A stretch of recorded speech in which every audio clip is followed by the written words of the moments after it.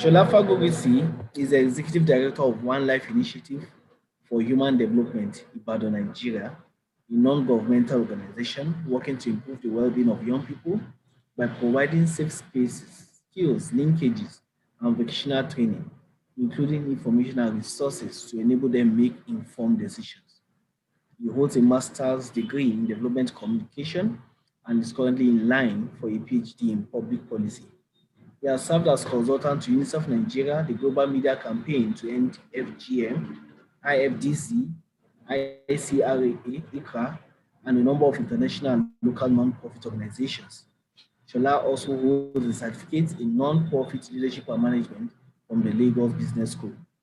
Through his organization, he works around themes of sexual and reproductive health rights, governance and policies, and enterprise development with interest in agri-business.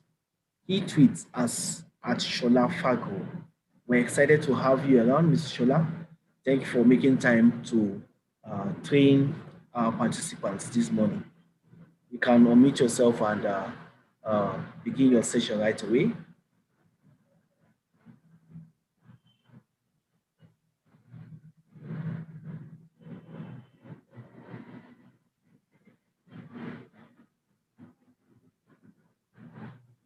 Mr. Shola, you can unmute yourself. Okay, I can hear you clearly now. Can you hear me? Yes, I can. Okay. I'm trying to fix my screen sharing here, but I'm having some issues with it. I'm having some issues with that happening. So in the meantime, if you don't mind, while I try to solve that, I could just, if you could share the presentation from your own end, just indulge me to do that. Okay. Yes, you can share. Okay.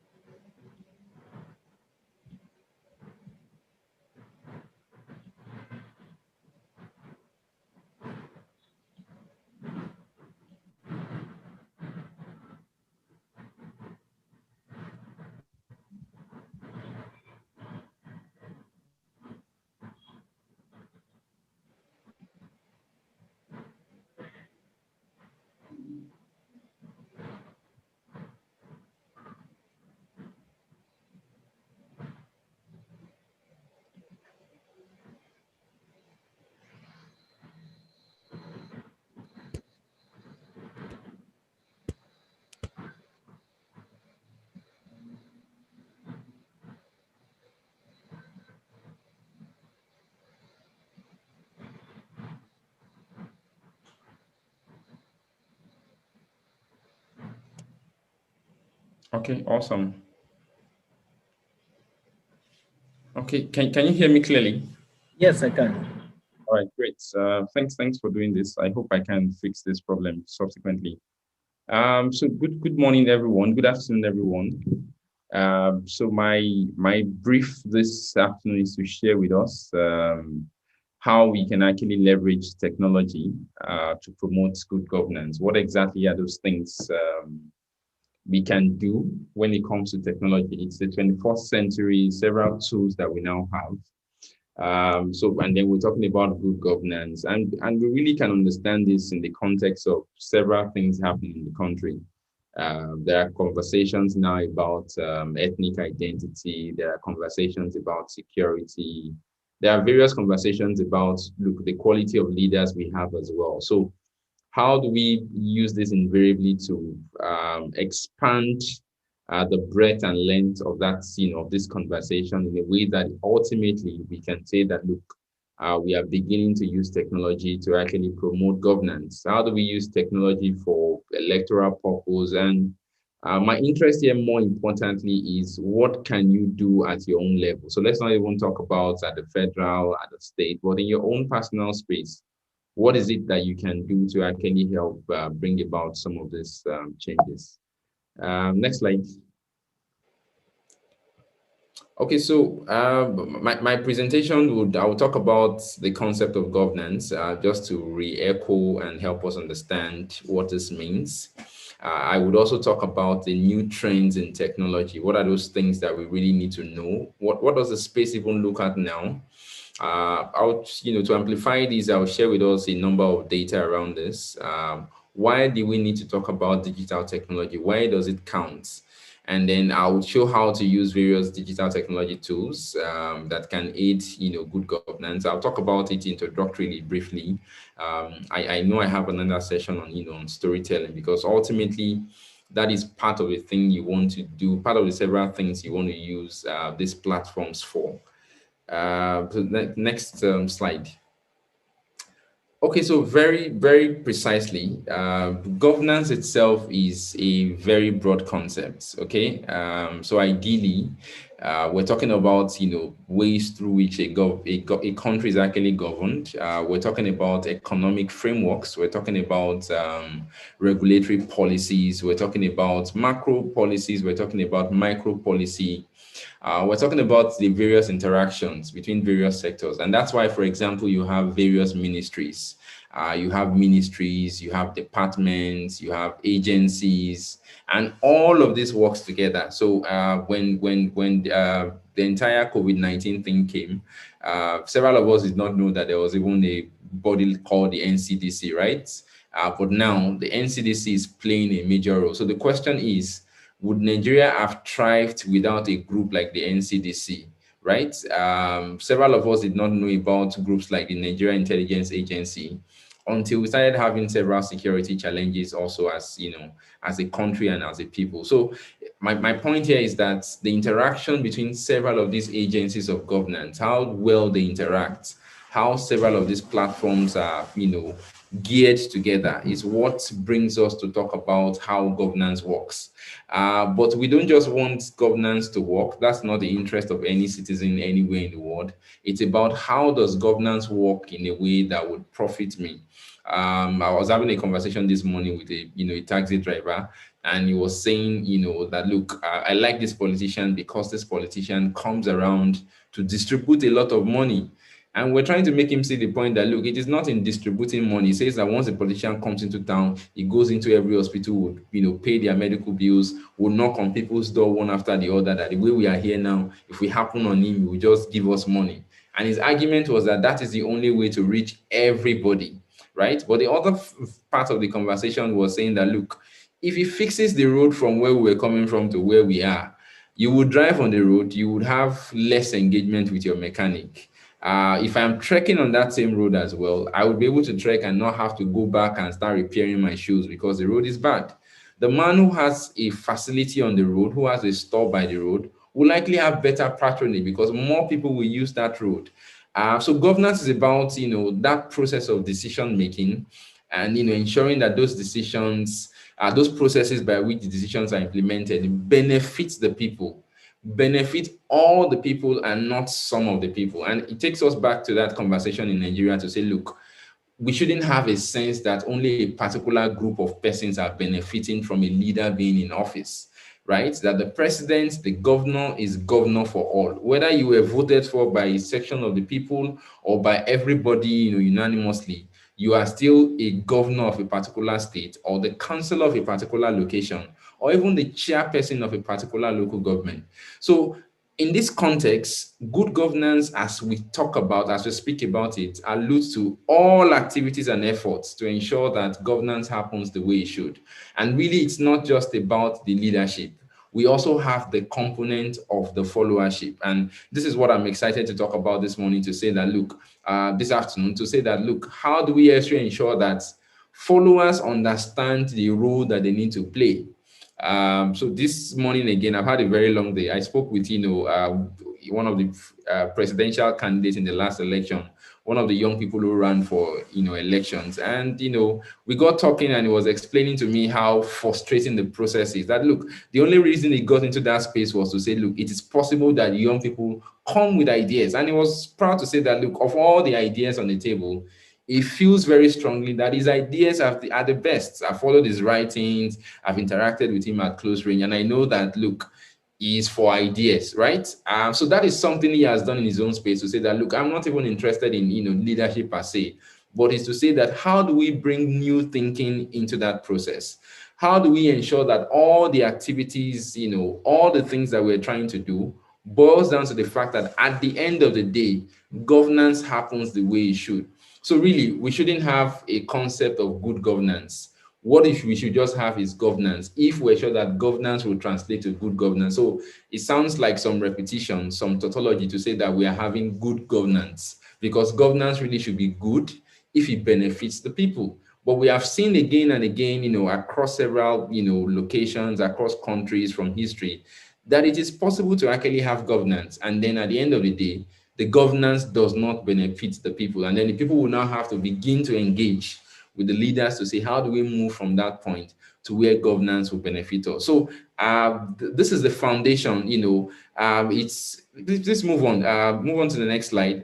It's a term used in international development. We talk about how public institutions conduct their public affairs, how they manage public resources, because again, when we say that the project is dedicated and then you see a governor come around to actually cut the tapes, the real point really, which I'm hoping to see at some point, is to say, look, let us bring here a key beneficiary of this project. So I want to see a day, for example, in Nigeria, where a major road that is plied by several of the members of Macomoran, where you have the bike riders, plied by members of the NURTW, and then we bring one of the major drivers that is known on that road and say, look, you come and cut this tape because this road has now been fixed and you are one of the representative of the biggest users of this road. So not the usual thing that we see where, projects are done and then the only person you see is the governor. Even the commissioners do not even commission projects. So the governor built a 30-bed hospital somewhere, and then you see the governor, look, this is a project that should be done at even the local government level, because what happens is that we have put public resources in your care. Okay, so the concept of good governance often emerges as a model to compare ineffective economies, just like I said earlier on, that we are beginning to say that, look, it looks like there is a good governance somewhere. And maybe at some point we'll even start talking about the best form of governance, right? We'll be talking about best governance. We'll be talking about economies that are the best, because we have seen several examples that, look, a country can go from being, bad in terms of governance to being good in terms of governance. So it's about the responsibility of government and governing bodies to meet the needs of the masses. And so that's why we always say that, look, it is not, we shouldn't have anything that is top secret in government, right? As opposed to select groups in society. And that's why you have agitation, for example, groups saying that even when we had seemingly the worst form of government, that's the military government, we didn't have any group trying to clamp down anybody's account, right? That you have a right to protest. What we should have a conversation on is, when protesting, what should happen during protest or what should not happen, during protest. But the real point is that, the responsibility of government and governing bodies to meet the need of the masses as opposed to select groups in society. No one in any sane environment or any ideal environment should feel that this government is not for me. There are other theories to this. People will say that, look, even if the government is not for you, let this person do what he thinks works for his people, right? And then hopefully when another person comes in, that person also, gets to do what works for the people. When we started having conversations about, having youth in leadership, it stemmed from the fact that several people began to feel that, look, maybe if we have young people in leadership, young people will begin to attract benefit for young people, right? But again, one of the possible errors from this is that, so the day we begin to have a youth president, so maybe, for example, several of the policies, engagement of government will begin to, tilt towards, youth programming, and then we begin to forget about the elderly. I remember, was it one of the prime ministers in Japan or one of the politicians in Japan contesting for election, who made a very derogatory remark about, the elderly, and said that, look, maybe they should actually go and die, right? And then it became a major issue. Japan has a lot of, old people, geriatrics, in the country. But again, it means that if you have to be president of a country like Japan, you need to factor in what will benefit those elderly. You need to begin to have plans about, do you want to have an elderly people's home? How do you take care of this elderly? How do you ensure that there are resources to ensure that they enjoy, the twilight of their year? So it's about ensuring that whether you're youth, whether you're black, whether you're whatever it is, whether you are Yoruba, whether you are Hausa, whether you are Fulani, you can ensure that everybody across every divide ultimately understands that you are there for them. So whatever program you are putting in place, nobody should feel alienated. And this is the entire premise on which good governance stands. That look, public resources are actually existing to actually benefit everyone. So I'll move on to talk about the space. So the conversation is, how do we align this to digital space? How do we begin to use digital tools? How do we begin to use digital technology to benefit the space?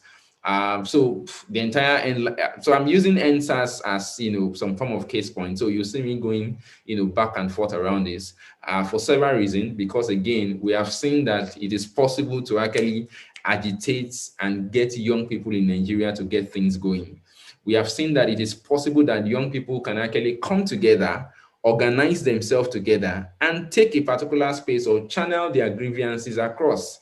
And one of the tools we have seen used heavily for this is the tech space. We have seen the online space. So this slide is about saying, look, how big is the online space? So data available says that it will take you to about 23 million years to browse the entire internet, right? To browse the entire internet, that you want to check all the videos, all the podcasts, or whatever it is that is available.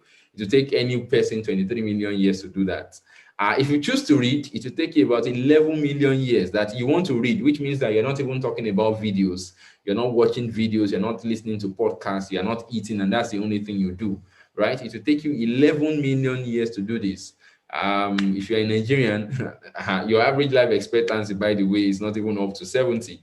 So what it means is that this is almost an impossible feat. But the point here is that to let us understand how massive the space is. So there are about 40 trillion gigabytes of data online, right? So a gigabyte, you know what a gigabyte means, you know what 1 trillion is.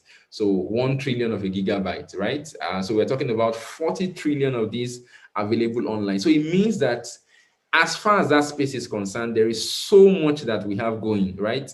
There is so much in terms of volume. There is so much in terms of opportunities. There is so much in terms of materials. There is so much in terms of learning that is actually available in that particular space. So that's basically how big that particular space is, and it means that there's something we can actually learn from that space. There is something that we can actually take away, from that space at the end of the day. Are we following? Maybe Yes, yes, we are following. Everybody is oh, muted. great. Okay, so I have a picture of a 3310, Nokia phone. Interestingly, I have this phone at the moment, which I also use. I have one of my SIMs in the phone, and it's a big deal. So anytime I have to bring this out and people see, they're like, "Where did you get this phone from?" But again, it reminds us of how things started. In this period, there was nothing like Zoom, Zoom call like we have it now. Things like this could not happen. What we just could do then was to send text messages, very brief text messages, make some phone calls, receive some phone calls, and then we move on, right? Uh, but now I have a slide there that says even wives. So someone had tweeted and said, my G at Clever kindly needs a girlfriend urgently. This nigga plays too much, but this one time is serious. Apply within. So it has gotten so progressive that people even go to look for wives, right? Online. I hope I'm not putting ideas into someone's head, right? So that's how far people have gone. This guy goes ahead to say he must be a bit tall with nice legs, dark skin, not too round but slim face, speaks English fluently, a bit corporate, a bit of the corporate kind of lady, age 21 to 24, or above all, I'm sure that the next line is that she must be God-fearing. That's what we always say. So this much actually happens on that space, and it's that same space that people have been able to organize to bring about, what, where the conversation we're having today about good governance. So let me also shock you to say that, it is also possible that even after one has passed on, one can actually tweet. So this allows you to be creative and literally extend your personality you had while even alive. So there's a platform called Dead Social. I stumbled on this in the course of a research.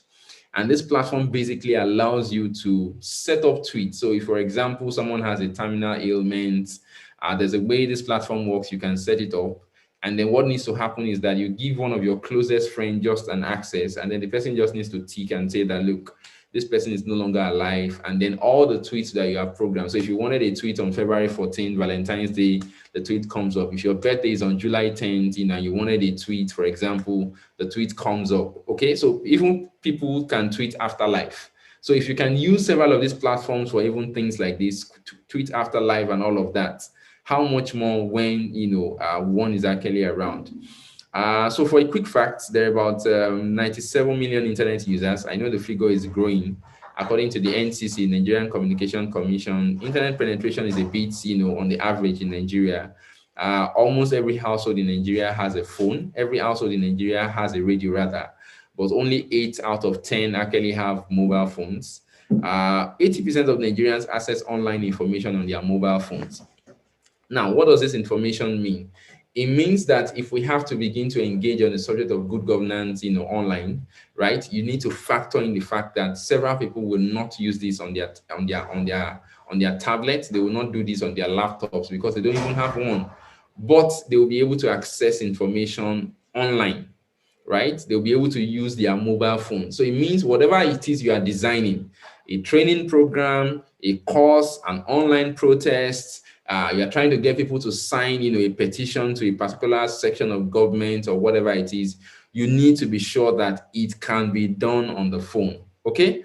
And then the average time spent online on a daily basis, right, is 4 hours. The average person spends, at least 4 hours on their mobile phone on a daily basis. That's basically what they do, right? And so the next question to ask is, what do they do online? So if they spend at least 4 hours on their mobile phone, the real question is, what do they do online? And then if I ask, several of us here, I'm sure that one of the things we do online is to chat. We had to engage someone recently in the office. Didn't sound like the guy spoke, a lot of English. But we found out that almost every minute when he needed to pass across an information, he would take his phone very close to his mouth, right, and do an audio file. He will say what he needs to say, put it in there, and then send. And communication has happened, right? So whether he's having a business kind of communication with his friends, or or business colleagues, or whatever it is, or he's hanging out, one of the things we see, you can move on to the next slide. One of the things we see is that people come in here to actually hang out, right? What do they do there as well? What are they searching for? Is there a particular reason why they reference certain things? Is there a particular person they refer, they reference? Is there a particular person they have to refer to? Is there a particular reason why they go online? So more recently, I noticed that, we're beginning to have people give out their videos, right, online. So people go and shoot a whole video, maybe about a 2 or 3 hours video. And then eventually after they are done, they come and distribute that video online. Why are they doing that? Because YouTube now has a platform that allows them to earn from even viewing that video. So there's a little, so that's why the conversation about piracy and all of that is no longer as attractive as it used to be. So people go online to hang out. What do they do there? They have, a lot of conversations about, to entertain themselves. Sometimes they want to know what is happening, right? Oh, what did they say is happening in your state? Oh, there's a killing happening in Shasha, a market has been burnt. They go there to pick information, right? And then they go there to also get educated. Oh, why is there a third mainland bridge only in Lagos? If I want to find that out, I go online, I lock that in the Google space, and then I begin to research. Or I follow a particular person, and then I begin to say that what's happening with this person. A friend of mine, an old friend of mine, we parted, a senior friend of sorts. We parted ways, and then he said that since then, what it does is that if he needs to find out how I'm faring, he just goes online and then he Googles my name, right? So he Googles my name, and then, I had an incident recently, and then he had to call and said that, look, I just Googled your name randomly the way I usually would. And then this was what I found out. So people also go online because of a particular person. They follow that page, and then people go as far as setting up notifications on the page. And so that's why you have people say, oh, subscribe, set up notifications, so that anytime the person coughs online, you will be one of the first set of people to even get that information. I'll move on to talk about, this platform. So we've talked about, the concept of good governance. I've explained to us why these platforms are important. So for example, I've talked about the fact that even after life, people can actually get on and begin to engage on these platforms. I've also explained to us that, look, this is a platform where several of the conversations happen. and then the reason why people go on these platforms, right? To get entertained, to get information, and to also get education. So what are exactly are these platforms? So globally, the screen you are seeing, right there is basically what we have. This was updated in January 2020 by Hootsuite. So globally, one of the most used platforms is actually Facebook. And the reason why you have about, I think about 2.4 billion persons using Facebook at the moment is because China, that has, the biggest population in the world, is not allowing platforms like Facebook operating there, right? And then you have several of the rural communities where we have digital have-nots. Unfortunately, the language of the internet is English, and of course several other dominant language. You have French, you have Arabic, you have Portuguese, you have Spanish and all of that. So you need literacy to be able to link up with information online. And that's why sometimes the combination of saying we want to enhance good governance using technology tools has its own limitation, because we will alienate a few persons. So I'm speaking in English. My slides are in English, right? The materials and resources I am also referencing are also in English language. So it means that if we take this into a rural community, even in Bauchi, right? And even if I speak, in the Hausa language, for example, to do this presentation, there is that possibility that there will be a limitation of how the people, in rural communities in Bauchi State who have never been to the four walls of a school will actually absorb this information, right? But what we see very clearly is that you have platforms like Facebook, YouTube, WhatsApp, Facebook Messenger, WeChat, Instagram dominating. And if you look at all of these, so you have Weibo. So Weibo is what you actually have operational, in China. You have Twitter. So if you look at this, it means that if I am trying to reach the average person in Nigeria, I don't want to take the conversation to Twitter, right? I want to if I'm trying to reach the average person across the world, rather, I don't want to take that conversation to Twitter alone. I want to stay on Facebook as well. I want to make YouTube videos. I want to make sure that I have that content being shared on WhatsApp, right? That's the way to go. So if this is it for the global space, if you move on to the next slide, you'll see what's happening in Nigeria. So let's come down to Nigeria. What exactly do we have in Nigeria, right? So you have a lot in terms of mobile phone connection. So out of a population of 203 million, as of January now, the earlier data I shared was as of 2019. So as of January 2020, you have about 203 million people in Nigeria in terms of population. And about 50% of this population are in the urban space, right? So they're in the capital there, in Bauchi, they're in the capital there in Gombe, they're in the capital of, Adamawa, they're in Lagos, they're in Port Harcourt, they're in Ibadan, the capital cities. But we have 169 million persons that have mobile phones. So it means that we are having a lot in terms of telephony in the rural location. So there's a lot of progress that has been made in that regard. So the same way you have your information on the mobile phone, on the radio, that a lot of people are picking up information on radio, a lot of people too are now reachable on their what? On their mobile phones, right? So which means that they can communicate on their mobile phone in the language that they want to actually communicate. Again, you also have internet users, and so this is where we are beginning to have several of the challenges. So of this population of about 200 million persons, and almost about 3/4 of this population, that's 83%, already having mobile phones, only 83 million have what? Internet penetration access. So about 42% of Nigerians can have access to the internet. Again, COVID-19 has also altered this narrative, helped us to actually ensure several of our mobile communication companies can begin to see why they need to make data available, because a lot of things are actually happening on those platforms. So this session, for example, will have happened physically, but for COVID-19, and then we're trying to make the best of technology in terms of what is available on Zoom. On Zoom here. And then you have active social media users. Internet availability is different, right? From actively using social media. So if we use whatever it is on social media, we are saying in Nigeria, you can only reach 27 million persons. That is 13% of the population. And so you see that earlier mentioned that we need to find ways through which our technology can also match what happens on the streets, right? So we now need to find foot soldiers who can take a session like this that is happening on social media, and that's why we have several of you on the platform. You can take this information, for instance, and begin to distill and say, oh, what aspect of this is relevant to part one students on my campus? What aspect of this is relevant for people living in Zangotama, for example, in Kaduna State? What aspect of this is relevant to that grandmother or to that youth who can only actually ride a bike alone? Okay, so that's in part what this means. But this gives us an overview of what we have, so that we also are not just wrapping our heads around the fact that, oh, once you're online, just take this online. Once you take it online, then that change can happen. We need to do more than that, right? We need to ensure that everybody on the street, everybody in the corner actually can take information around governance and then begin to run with it in their own little space.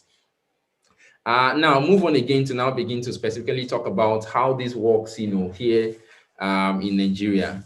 How long? So we have something called Alexa ranking. It tells us that, look, from some of the top 20 sites visited in Nigeria, people spend a lot of time on Google. So people go online, for example, to find out things. So someone possibly would have Googled things like, what's happening in Shasha Market in your state.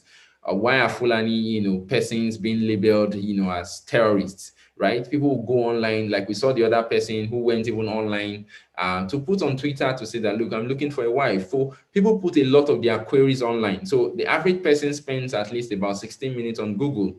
And then people, because again, they want things easy, also go on YouTube to begin to look for YouTube videos. So they want videos, for example, that in a short while, it can explain what is happening. So if I have any problem, I want to solve the problem. I can't remember what was it we were trying to solve recently, and we said we're going to, okay, so our roll-up banner were on the field, our roll-up banner packed up or something had an issue. And quickly my colleagues went on YouTube to go and see how to fix a roll-up banner.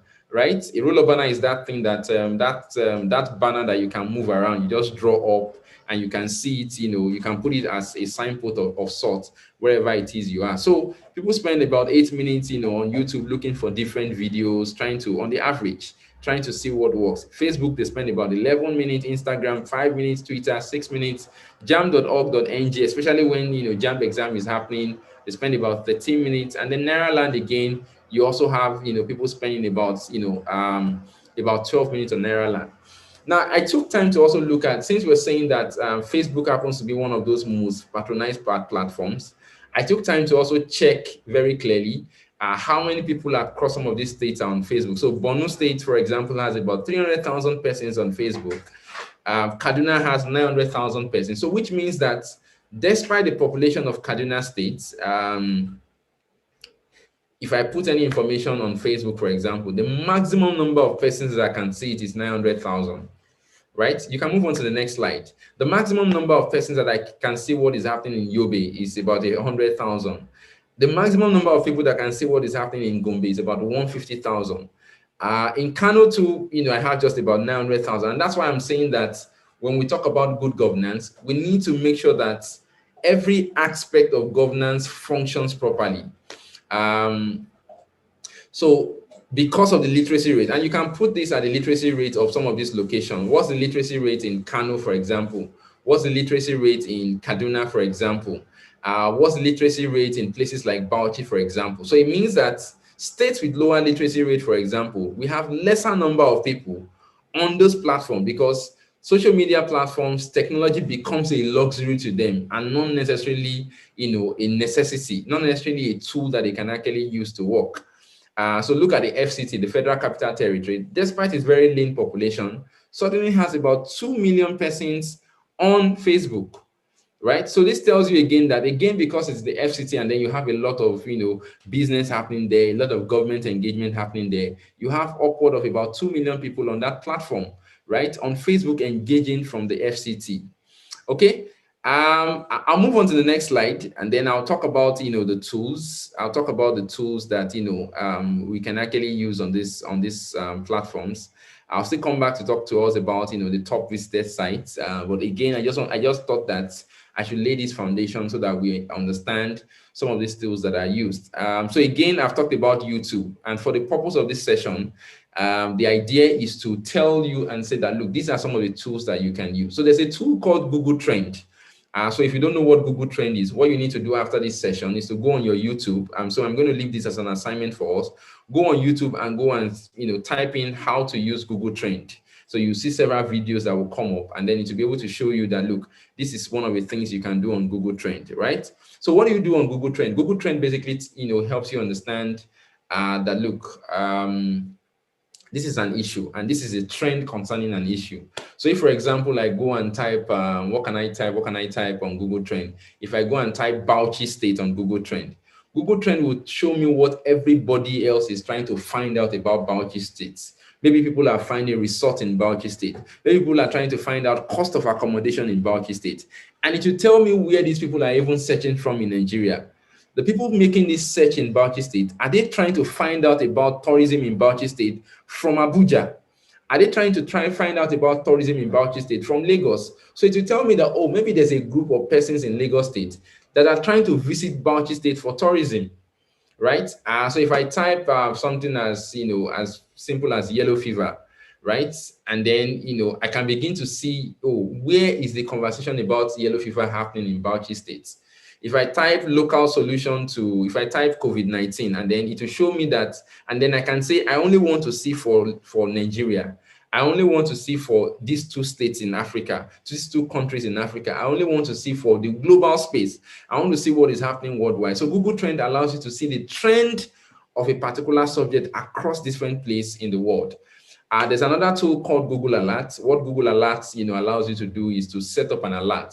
So I have an alert, for example, on my name. So if any newspaper reports anything about me, if any story comes up about me, or if after this session, for example, Leadtots goes ahead to release a press release and says, Shola Fagosi facilitated a session on, using technology to promote good governance, and it's part of a story. By the second day, I would see it, depending on, the websites, depending on, the Alexa ranking of the site. Thanks a lot, Sheon. So that is what Google Alert looks like, right? So I can set up a Google Alert on my name and then go and click on Create Alerts, right? I put my email address. So you can put your email address there and you say Create Alerts. So go to Show Options. Go to that Show Options there. So you show options. So how do you want it to happen? Do you want to receive the alert as it happens? Or you just want to have it once a day? So whatever subject that you are trying to be a specialist in, right? So if, for example, I am interested in conversation about, about mining in Nigeria. I'm interested in, gold mining in Nigeria. So there's a lot of illegal gold mining happening in Zamfara, or happening in places like Malaysia, in Osun State. So I want to become a thought leader around the subject of, extraction, the extraction industry in Nigeria. So I can go and set up an alert on extraction, right? I pick the keyword in that industry, I set up an alert, and then I instruct Google to actually deliver those alerts into my email. Another one has to do with email hunter. If I want to engage with an institution of government that is registered, they have their own, website. So for example, www.leadtots.org, for example, and I've been trying to engage with this institution for a while, or this agency for a while. What I can do is to go to email hunter, and then I will type the domain of that organization. Maybe I've been trying to find an email of someone there. It's not been possible. I'll type the domain of that organization, and then it will give me email addresses that are listed with that organization. There's something else called web analysis. If you have a website of your own, it can tell you, for example, and say that, look, when people actually come to your website, this is where they are coming to. So if you are part of a student union government, for example, and your union has been able to set up a website, maybe you're asking undergraduate students to register for tutorials, you're asking them to register if they want to be part of a field trip, you'll be able to tell with the website analytics that this is where a lot of people are going to. So people are interested in the tutorial more than the field trip. People are interested in the field trip more than the tutorial. The other one has to do with hashtags. So hashtag is also another way to harvest a lot of content. Facebook has a space there where you can search, where you go to search for people's name. One other thing you can also do is to search for, a hashtag. So when you get to platforms like people who run a lot of news stories, I'm sure several of us know Linda Ikeji. So my very strong guess is that Linda Ikeji has hashtags or some keywords. So you see her report a lot of stories about deaths. This person was butchered. So if anybody is going to report any story about a lover killing another person, for example, the keyword will be killed. So all she needs to do is to put in the word killed on the, use the hashtag killed, and then type in the hashtag. And what happens is that all the conversations around killed on Facebook would come to her. So somebody in Bayelsa wrote about, oh, a boy just killed his girlfriend overnight, or the word died, right? So that conversation will come to her, and then she can take that information and make it into news. Another area that we can begin to use for governance, analysis and conversation is the comment analysis. So Mr. Macaroni, right? Debo, right, was one of the people who went to Lekki toll gates over the weekend. And if you see the video he shared afterwards, anywhere you see that video, remember that this guy did not just fall in space. He has relatives, he had friends when he was an undergraduate at I think Redeemers University or so. If you go to the comment section, for example, you will have people now having different kinds of conversation. So when you go to a site like Punch newspaper, for example, or any major platform, you go to Isara Reporters, and then you are beginning to see, a news story, go to the comment section.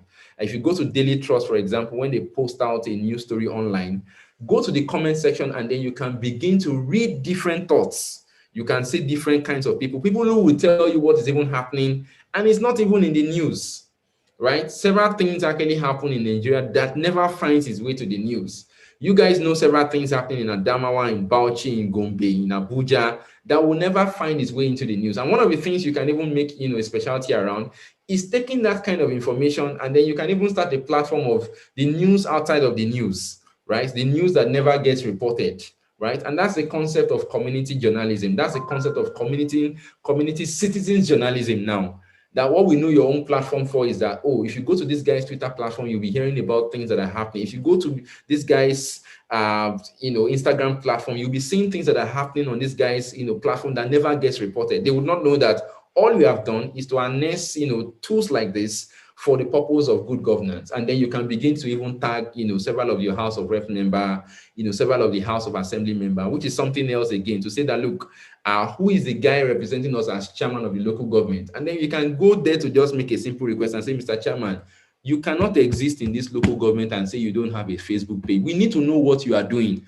Update us on a weekly basis so that you can also harvest comments from us. As simple as that, that is a project on its own, right? And then Google itself, of course. With Google, you can get news. So one of the things that people don't do a lot on Google, Shane, if you can go on google.com there, you can push up the screen. My apologies, I'm not able to use my screen. Apparently, I didn't notice that my screen has two different windows. So apparently, the Zoom is on a different window. My presentation is in another window. So that's why I said, let's just get on so that we don't waste time on that. So go to google.com. Let me show us something very quickly. Go to the website www.google.com. Are we following? Can you type yes in the chat room? If you are following, just type in yes, I'm following. Just type in yes, I'm following. So I know that we're all listening. Oh, great. I can see Comrade Ibrahim Ahmed Sanari. I can see Sulaiman. I can hear Patience. Oh, great. Fatima, Grace, Mustafa, Edmond, great. All right, Beatrice, Sarah, fantastic. All right, I'm glad to know that we are following. Can you go to google.com, Seun, or whoever is at the back end there? Okay, I'm there. Okay. You need to share your screen. I can. It's okay. The presentation that I'm still saying. Yes. Can I get water? Okay. So type in anything. Type in maybe Oyo State. Type in Oyo State. Since that's what is in the news now. Type in Oyo State. Okay, great. So you see. Okay. So because it's a major news, you have the top. So okay. So let's type in Bauchi. Type in Bauchi.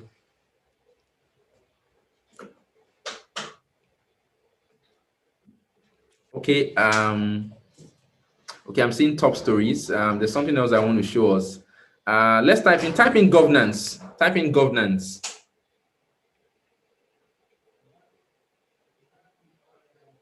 Okay, awesome. So you have dictionary definition. So now go to that section. Most times when we use Google, one of the things that most of us do is that we just stay here where you have all. And then scroll down, let's see. Scroll down, let's see. Keep scrolling down, and then you have, all of these, Wikipedia and all of that, So this is where most of us actually stay. But go back up there. Let me show us something. Right? So if I wanted to find out who is having a conversation around governance here, I'll go and click on news.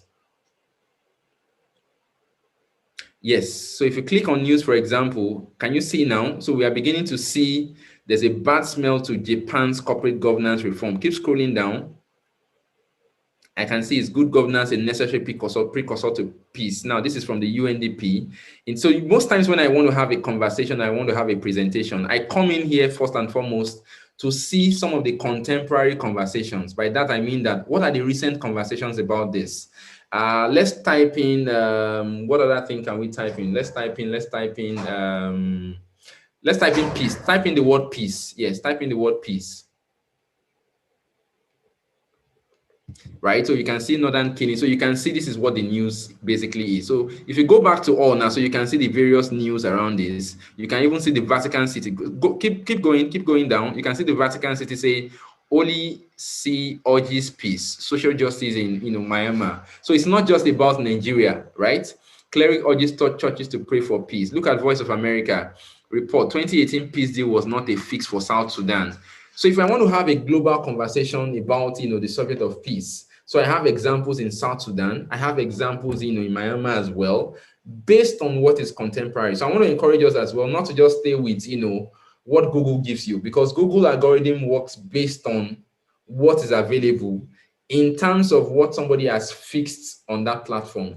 In terms of what someone has done very well in terms of how the platform basically works. But the news platform allows you to see what is contemporary, like what is the most recent thing or conversation around this.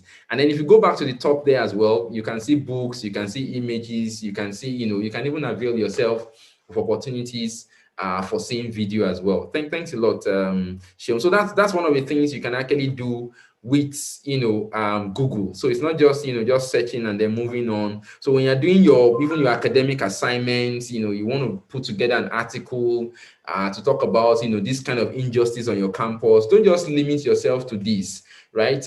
Lack of water on campuses. Do you want to check and see if maybe there's also lack of water on other campuses, and then that, oh, it's not just our own campus. What's the solution? How did they solve the problem on another campus as well? How did they solve the problem of transportation, local transportation on a campus, right? That, oh, the problem we have with several of the transport drivers, they don't like getting to this hall. How was this kind of problem solved in other places? So you can begin to draw from some of those examples. And then the same thing, just I mentioned for Facebook, you also can use the same hashtag also on Twitter. Same thing also on YouTube video. There's a YouTube video for everything, right? How to toast a girl, how to write a letter, how to write a powerful letter, right? You can do that. You don't know how to use emails, how to set up an email, how to send email.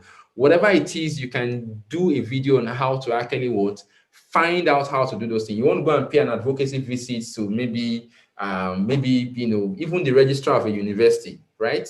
How to set up an advocacy meeting. What are the things you need to do when you get there? Oh, you need an advocacy pack. How do you write an advocacy pack? So the YouTube video, for example, allows you to see firsthand, right? Without just listening or just reading, it allows you to see a video of how this happens. So for technology, what are the hard tools you need? You can move on to the next slide. Again, I've talked about the fact that almost about 83% of persons actually use these things on their mobile phone. A mobile phone, internet connection, and then there are certain major lifting or hard things you want to do. And then you need to actually use your laptop. And of course, in all of these, you have to consider using your battery, right? You need to consider using a battery life. If you are going to be protesting on a place, let's say, oh, all students, we want to go and we've tried to engage with university authorities. We're not making progress here. We think our vice chancellor also goes online a lot. I know the vice chancellor of the University of Ibadan, his Facebook page used to be very busy. So if you wanted to get anything across to him, go and put it in the comment section on his Facebook page. The former vice chancellor of the University of Ibadan. So you need to know what works in your environment, right? And then you can begin to now put a lot of strategy to these, ensure, you can move on to the next slide. You can put a lot of strategy to these to make sure that, you use the appropriate channel that this person actually uses. Or if all of us are saying that, oh, we want to take a walk. I remember a colleague of mine who said when they were on campus, he was a journalist on campus, and then they did not allow them actually, whether have a day or something. There was a day they wanted to commemorate, and then the campus said no. So what they did in terms of strategy was that they decided that all of them were going to wear black, and then they were all going to put a paper tape on their lips. So they had a paper tape on their lips, right? And then all of them wore black. So they started walking around campus, and then everybody started asking on campus that who died, who killed who, because usually when people do things like that, they will wear black, and then okay, so they did a candlelight procession as well. So they had candles with them. And everybody started asking questions, and they said that, oh, they are student journalists, they had a program, and then the university said that they could not have the program on campus. And they drew a lot of attention to that, right? So that was the age before, the internet came, right? So in the age of technology now, if they were going to do things like that, they will put together a team of maybe 5 persons who will join that procession. But what those guys will be doing with what? Tweeting about it, putting content on Facebook, tagging the necessary media houses. So which means that they will have done their research to say, oh, what are the local media houses, for example, we need to tag here? Is there a former vice chancellor who is always very sympathetic to student causes? Is there a lecturer who they know that this guy or this woman always has the ears of students? And you begin to tag people like that. But you need to be creative, right? And that's why, several of those things around the NSAS protest became a concern, because what was missing in my own analysis, and several other, readings I've also seen, was that there was no thought that a risk analysis was necessary, right? What would have been the risk analysis to say that, oh, when area boys, for example, want to hijack this protest? So imagine if during that protest, for example, everybody who was coming to the protest ground had a particular, maybe a shirt or a cap that they were wearing that was, particular for that cause. So anybody who was doing any other thing without wearing that cap, we know very clearly that this person was not for us. Would it have been out of place, for example, also to also begin to say, look, let us also mark, a security agency. We want to work with a private security agency who will give us, their private security guards, and then they would man these locations for us to be sure that hoodlums do not come over, to actually hijack that thing.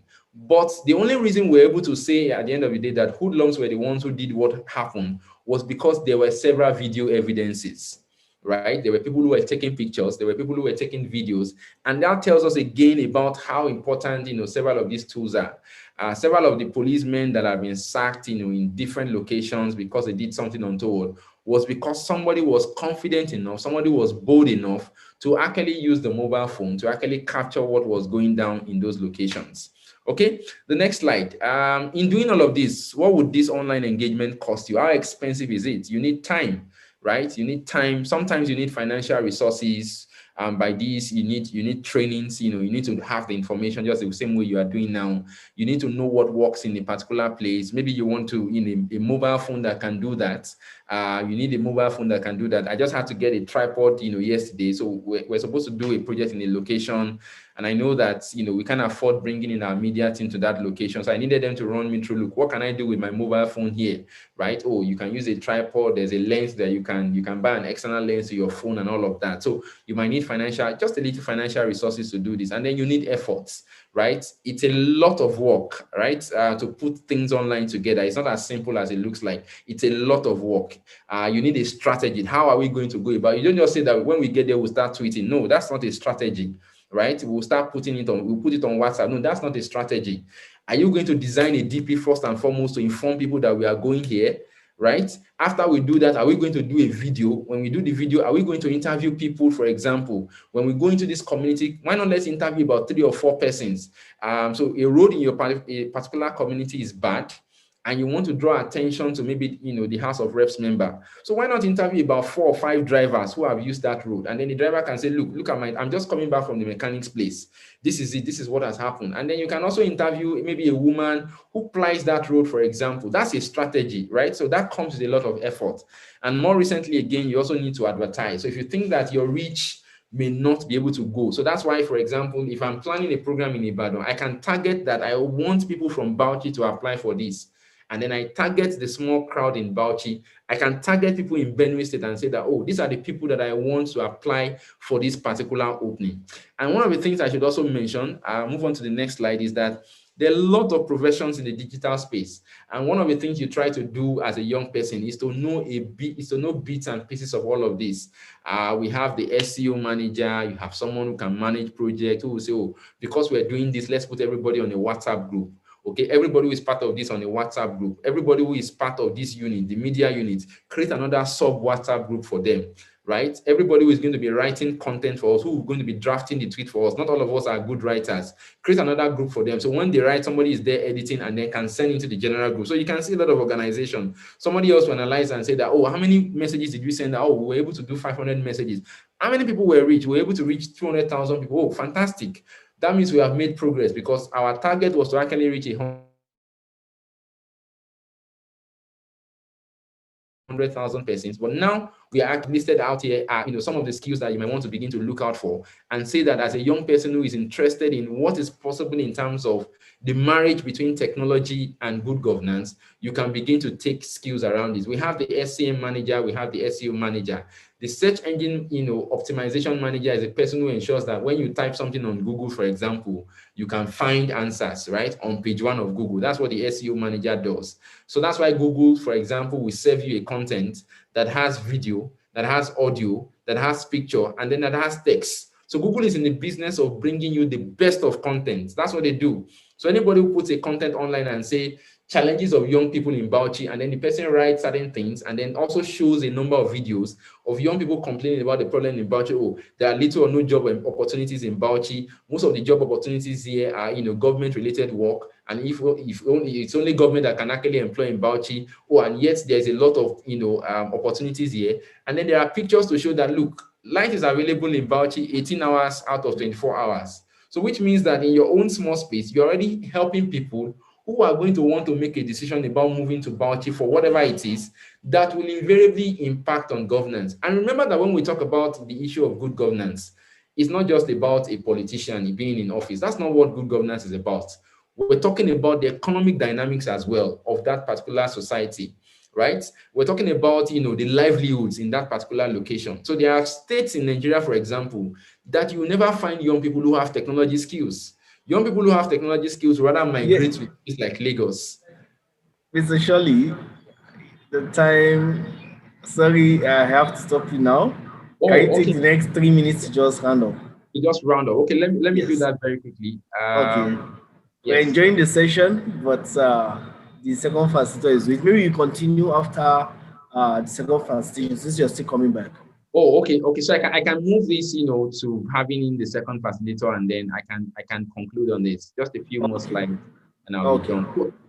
Thank you everyone for your time. So if there are questions, you can drop them, and then I can take on the questions, much later. Thank you so much, Seun. Thank you so much, Mr. Shola. It's nice having you. Thank you. It was a powerful presentation, so enlightening. I believe many of our participants are enjoying it as well, learning. Thank you very much. Everyone, Mr. Shola will soon be back. He's taking the third session. So now it's time to take the second session. And we have an amazing lady uh, who, excuse me, who has been preparing to actually dish out a lot to us. And it's going to be another powerful session with Mrs. Fale. I'm coming, let me give her opportunity to speak. Yes, Mrs. Ayomide, I just unmuted you. You can unmute yourself. Thank you, Sean. Is this fine? Okay, okay. Just hold on. You'll soon come up. Let me just introduce Okay. Mrs. Ayomide briefly. Everyone meet Mrs. Ayomide, Miss Ayomide Faleye. She's an independent consultant and researcher.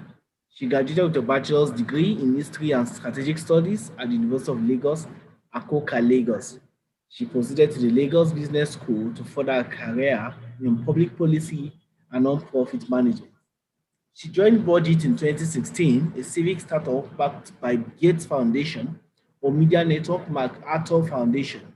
She has been admin projects that advocate for transparency and accountability around government fiscal policy, open data, as well as technology and governance. She has actively contributed to over 30 research publications on budgeting, subnational transparency, the political budget cycle, informal economy, health budget analysis, gender and open data, including the State of States report that has become a reference point in subnational open government conversations in Nigeria. In the past 5 years, she has represented Nigeria at many open government and open data events, one of which is the Paris Peace Forum in France in 2018 and 2019. She has for 2 years been a consultant on the State Fiscal Transparency Accountability Program. For until June 2020, she was the national coordinator of Open Alliance Nigeria, a coalition of over 150 civil society organizations working to ensure that Nigeria derives maximum benefits from openness and transparency needed for inclusive development and efficient service delivery. She's a lover of children and soccer. It's amazing, and I'm excited to have her share with us this afternoon. And I know it's going to be a wonderful learning time with her. Welcome once again, Mrs. Ayomide.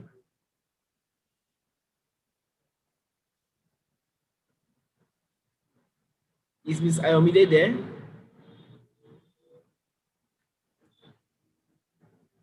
Okay, you can unmute yourself now. Thank you, Cheryl. Wow, I did. Thank you for this. Apologies. I'm in one remote state in this country, so I'm a bit under the weather. Wow. But I have been listening to my colleague and friend, Shola Fagorusi, and I'm sure that he has been engaging us on this particular topic that we're talking about. But we all know that, when we discuss data and the use of data, there's not much that we can put down because it's figures and numbers and people get bored all the time. And thank God for infographics and data representation that has helped people get interested in what data is and how data can be used for change. If it was a layman or a regular person on the street, all the figures that my colleague Shola was posing to you would be so tiring and boring. But then we cannot but talk about data. And so I will not bore you much. Like Sheon said, my name is Ayomide Fale. Bolaji is my what do I call it now? Is my surname now. Yeah, Fale is my maiden name. And I will not be introducing myself. And I'm excited to be here. The last session I did was maybe in October, and was also a full session like this. So I'm excited to be here. And this is the advantage that technology gives us.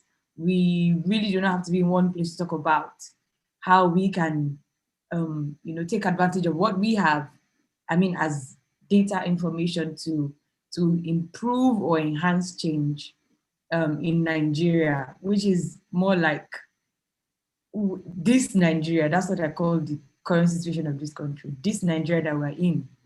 And yes, so I will just go straight. Like I said, I won't bore you. My presentation is very simple. I shared already with Sheon. I don't know if you can help me. It's very simple, very basic. But, I have a more detailed presentation that will be shared with Sheon that would be uploaded on the training portal like you mentioned to me. But just so that I don't bore you with figures and so many things, I'll be talking more, but just giving you examples. So Sheon, if you could please help me. I know my presentation is basic, but then I just want to get this over with and hope that everybody, follows.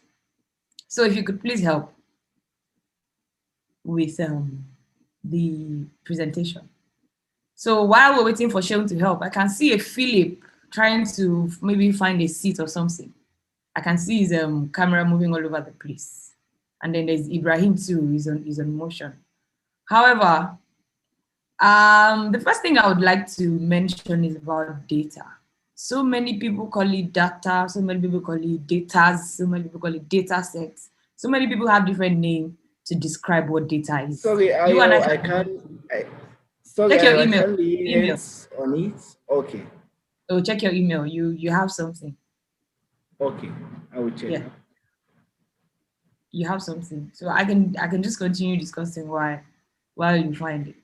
Just let me know when you find it or if I need to resend it. Okay, yes, I found it.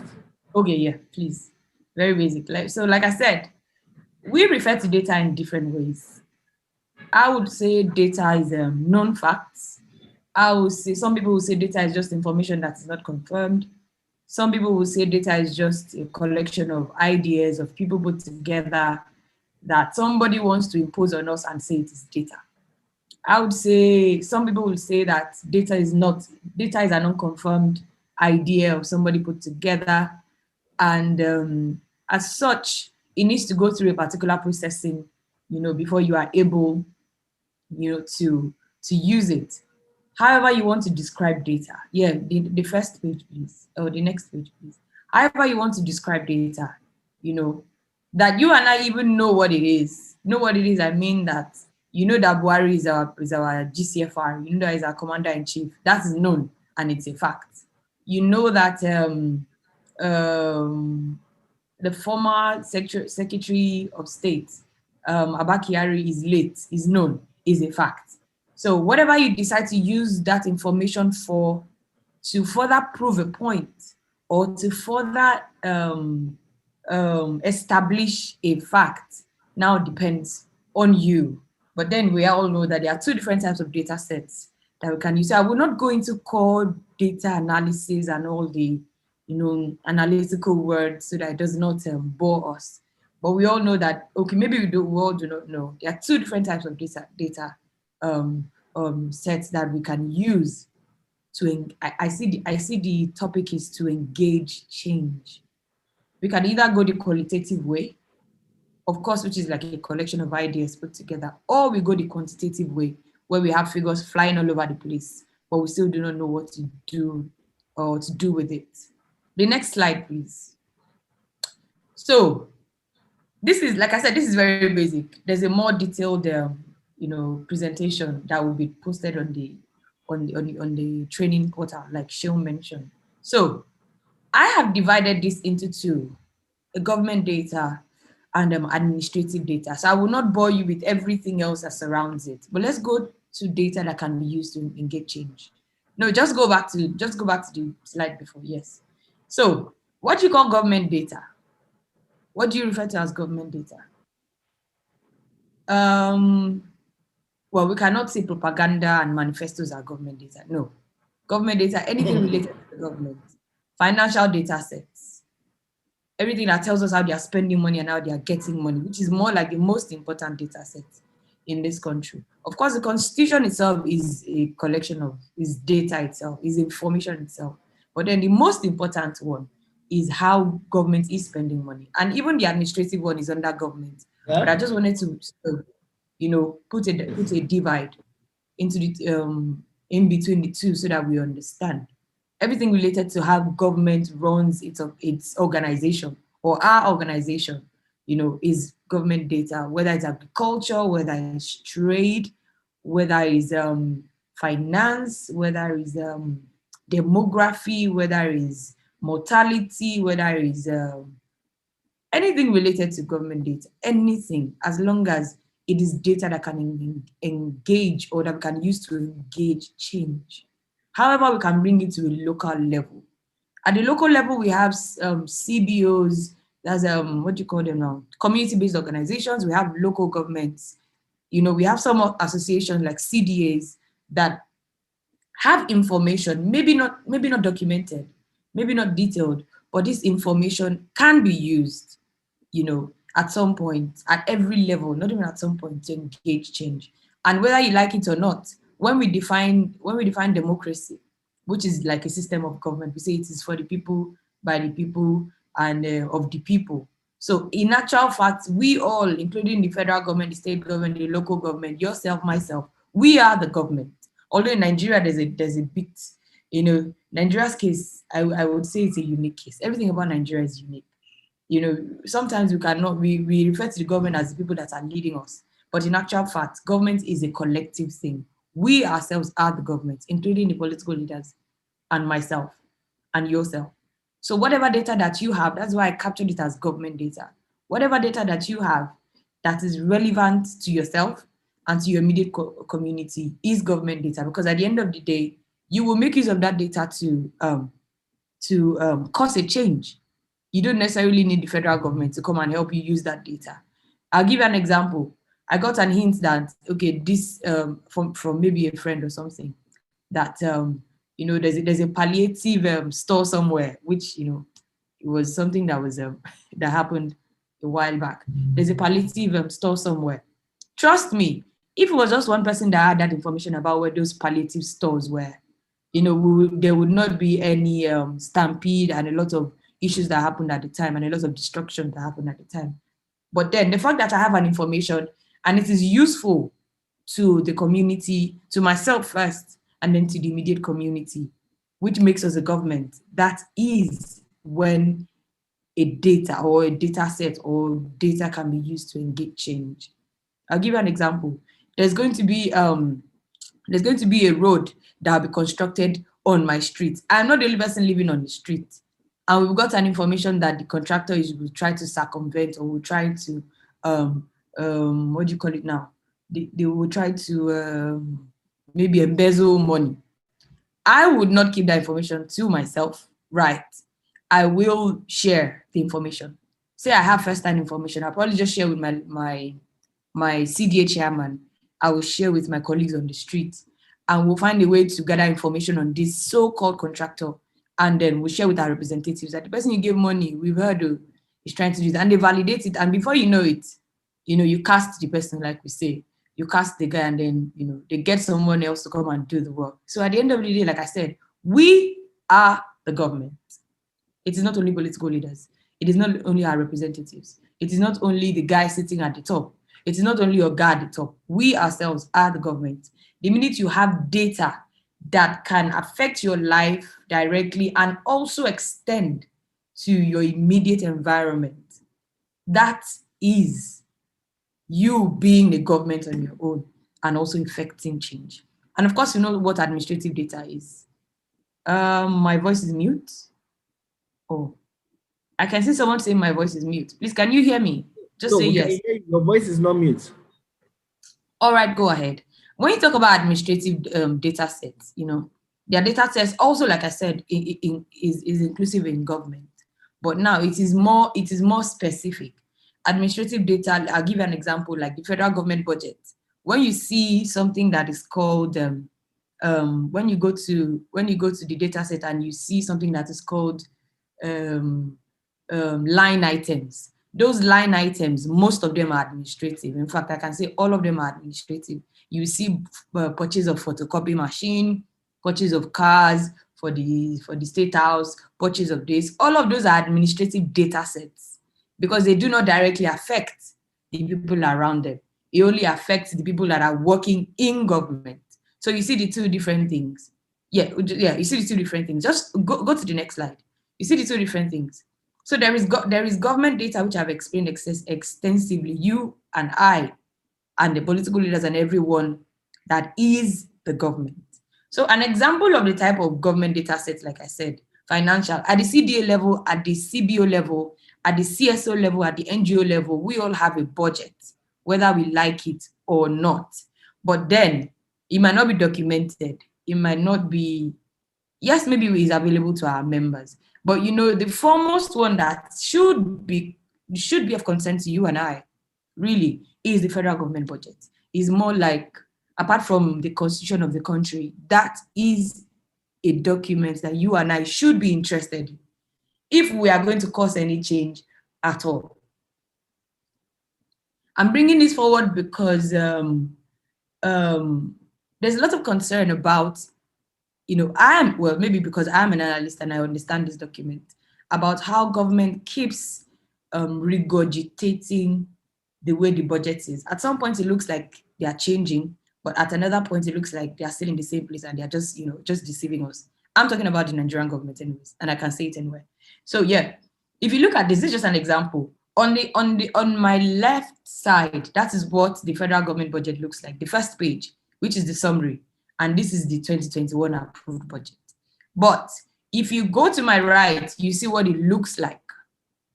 When this document is in this raw form, the left, you cannot so effect change, because you cannot share this to a market woman and she would understand. You can't give this to a meat seller or he would understand. No. But if you bring this to the person, ordinarily, you are able to say, Mommy, this is where this is going to. Mr. Organizer, this is where this is going to. They might not know, like, this is just an example, and this is just like a summary. Like this is stamp duty. They ask, what is stamp duty? Okay, this is what stamp duty is. This is what government is going, this is what they are going to make. Oh. This is what they are going to borrow. This is what they have. Oh. This is what they don't have. Oh. It's very easy for you. But the data set that is available for you, like the one on the left, you cannot so much do anything with it. I said at the beginning that we can decide what our data is. If you decide that this data set that you want to use, the raw one is what will effect change for you, and you can find your way around it, so be it, fine. But I would say that generally it is good to put data in a form that everyone understands. And that is why federal government has also adopted a way to make their data very simple. And I would advise that if you want to make use of any data to engage anybody, whether you want to engage school children, you want to engage donors, you want to engage the federal government, you want to engage the state government, please make sure that that data is simple and easy to use. So that you are speaking, you are not, talking in an ambiguous way. And, there's an assumption that everybody understands what data is. There's an assumption that everybody knows what the budget is. No, we are very few that understand what this is. In fact, I don't think we are more than 10% in this country that can effectively make use of raw data and translate it and interpret it in a way that you and I mean the person at the lowest cadre in this country can understand. So before you think of engaging, please do not go to your CDA chairman with your big, if you are the secretary of your CDA government or something, CDA association, you please ensure that you don't go with your report, your heavy report, and say, oh God, this is what we did, this is what we did. I will be bored senseless. I will not be interested. I may be interested as IOMIDE because I understand figures and I can easily just pick out what I need. But then when data is presented in a form that, is interpreted in a form that that person can easily identify with, it is easy for me to look at them like, you're spending so much money on health. Why is government buying so much money why is government spending so much money on cars? It takes everyone aback, and then the questions keep rolling in our minds as to how we want to continue. So this is what the approved budget looks like. Take a look at it. The one on the left, which is the data sheet, you and I will not be interested. And this is the work that I do. If the new budget is over 1,600 pages, please, you and I we don't need this. But if I come to you with a simpler version, like organizations such as Budget does, it's very easy for you to understand. And that is the data. Remember I said that, yes, the federal government data or federal government budget or the government budget is an important data set, is the foremost data set to use. However, it has to come in a way that people that you're relating with or people that you want to engage, whether the federal or state or government or students, artisans or professional bodies, anybody that you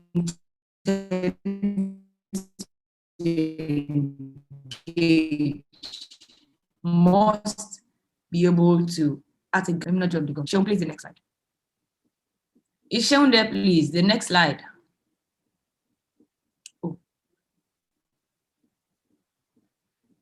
Oh yes. Aha, yes. Please, I want to apologize on behalf of the federal government because their data pages are very complicated. You could get lost in the middle of finding information. This I just cropped out of the MBS website. I'm going to share all of that information on the second presentation. So if you look at this now, if you're looking for something on unemployment, if you want to push an advocacy on unemployment or underemployment or youth unemployment or underemployment, you only need to go to MBS. Some people have complained that MBS might not have valid data. Well, that for now, that is the only data house or warehouse that we have that has enough information for us to prove a point. If you want to tell the federal government how many people are unemployed, MBS is the only person that can tell us, except we want to go to the streets of Nigeria and start taking data sets. So if you want to indeed start any change from anywhere, the first thing you need to begin to look at is data set from MBS. Like I said, it's a data warehouse. You cannot take it away from MBS. We cannot validate the data sets that they have, but for now, that is the, let me not authenticate it, but it's like a valid website that you can go to if you want to if you're looking for any type of data set that you can use to engage. There are many figures all over the place flying around, but like I said again, if you want this to be easy to use, if you want you and I to benefit from it, you need to translate this data in a form that you and I can understand. Yes, this is a data warehouse, but you need to begin to think of ways that you can interpret it such that you can engage religious leaders, you can engage traditional leaders, you can engage professional bodies, you can engage the artisans, you can engage anybody at a certain level. I can tell you categorically, some government agencies or some government workers do not know or cannot use or have never visited this MBS website, or do not have the, let me not say they have the, maybe they have the capacity, maybe not the capability to understand what this data says it. So sometimes when you go to government and you have data, they are shocked because I don't think they are aware of what they have themselves. I'm sorry I'm saying that, but I've been in situations where you are speaking to a government person and is oblivious of the data that you're or the angle that you're talking from. It's like, madam, where did you find that data set again? I'm like, okay, we found it on your state website. Oh, it's on the website, and that's when you realize that even they do not understand, or maybe they don't make use of it. They don't know the value of data and how far data can go to effect change. So if you and I, if you're looking at advocacy on unemployment, like I said, if you're looking at advocacy on importation, if you go to if you see my far right at top, Nigerian capital importation Q4, you will see, if you're looking for anything on importation, you're interested, you want to channel your advocacy to that area, please dazzle yourself with the MBS website. The data set is there. If you need help on how to interpret it, you can reach out to NGOs or civil society organizations like Budget that can help, or have some packages, for small organizations that they can help do maybe graphics or something that would better represent your data enough for it to be able to use. Like I said, you cannot engage your pastor or your imam or your chief priest in your locality with something like this, or with figures. The man will be looking at you like, what are you talking about? But if you come with something that you can identify, like, this hospital, they want to build hospital here. It is easy for you, even for you to engage. It will take a lot of it will reduce the time, your engagement time. It will reduce it, and it would ensure, it would help you, it would make effective use, yes, of the data set that you have. There's so many data that we have in Nigeria that nobody's using. I will tell you, nobody's utilizing. And so we ask ourselves the question, is it that there's no data to engage change? Or is it that we are not using the data to engage change? Or is it that we have not processed the data enough for it to engage change? I'll give you an example. Before Nigeria joined the OGP, the Nigeria did not, it wasn't like we did not practice what OGP was, or we were not doing what OGP needed us to do. But there needed to be some sort of commitment from the Nigerian government, where you cannot just decide that today we are not doing this. You needed to commit to it. But now, well, I don't think OGP is working for now. Let me put that aside, sorry. But now, before Nigeria then committed, it was evident that, okay, this is beneficial. We could then muster our strengths together. And the only data that you can find that gives us that leverage is, okay, let us look at how consistent Nigeria is publishing its budget. Let us look at how consistently it is engaging its citizens. Let us look at how consistently there is roundtable discussions before the budget. Let us look at how data is being released that relates to that concerns the citizens. All of these things put together, if they were not available in ways that even the government itself can understand or can make use of, there would not be a decision then to join the OGP. Although the federal government was spontaneous, the president was spontaneous in joining the OGP. But then we joined the OGP, and now we see the benefits of being part of the League of Nations that have committed to open data. If you look at this page that Sean is displaying now, you see something on open data. Yes, that's the level of commitment. Yes, thank you, Sean. That's the level of commitment, and it shows how important it is when you have data and you are able to use it effectively. You can't just thrust data in people's faces. You can't just, because sometimes when data is not validated, when you cannot understand it, it seems like it's just information, or sometimes what we call fake news. So it has to be in a way that you and I can understand. Yes, you can engage government in federal, even this federal government data, when you engage government with it, the federal government itself, the only person that may understand it is maybe the Minister of Finance, the Minister of Budget and Planning, and the people at the budget office. I'm not sure the president understands what is in this data set, but that's aside. But then those are things that we need to consider, when you want to make use of data to engage change. If you want to engage your local government chairman, you need to be able to speak from a data point of view.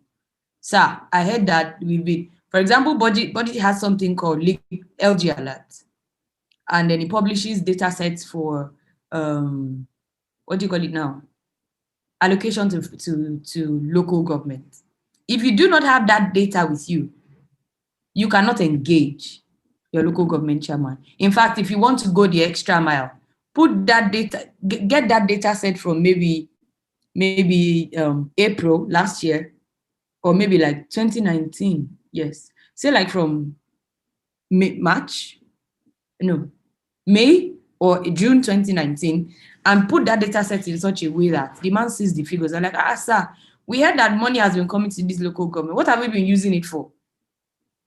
Let him explain to you what it has been used for, who is collecting the money, and how it's being spent. If you do not have that information, in fact, in a way that he himself begins to look at it, these people have information. Trust me, you cannot effect any change. It won't work at any level that you have, or at any level of any state that you are. If you cannot engage with the data, if you cannot engage government with data that is relative to what they're doing and would also benefit you directly and also your environment, is useless. Is that having data is as useless as not using it. So it's important that we make use of what is available so that we can both benefit from it. Even the government will benefit from it, but sometimes they don't see it. Government does not see it from that angle. Yeah, the next slide, please. Let me know if I'm boring you. Like I said, data is a very complex. Yeah. So where can you find this data set? I guess I talked about it earlier. Government agencies, MBS, CBN, Nigeria Stats. If you're looking for data sets on unemployment, like I said, trade statistics, CPI, debt statistics, mortality rates. If you're looking for data sets on the budget, on the audit report, on the zonal intervention project, on yes, stuff like that you can find on government agency websites. If you're looking for issues on grants, you can go to the World Bank website. If you're looking for data sets that has yeah, I already mentioned mortality rates. If you're looking for statistical bulletin, something more financial, you could go to CBN. You could go to the Auditor General's website. For state government, you can go to their state websites. They have their budget implementation report.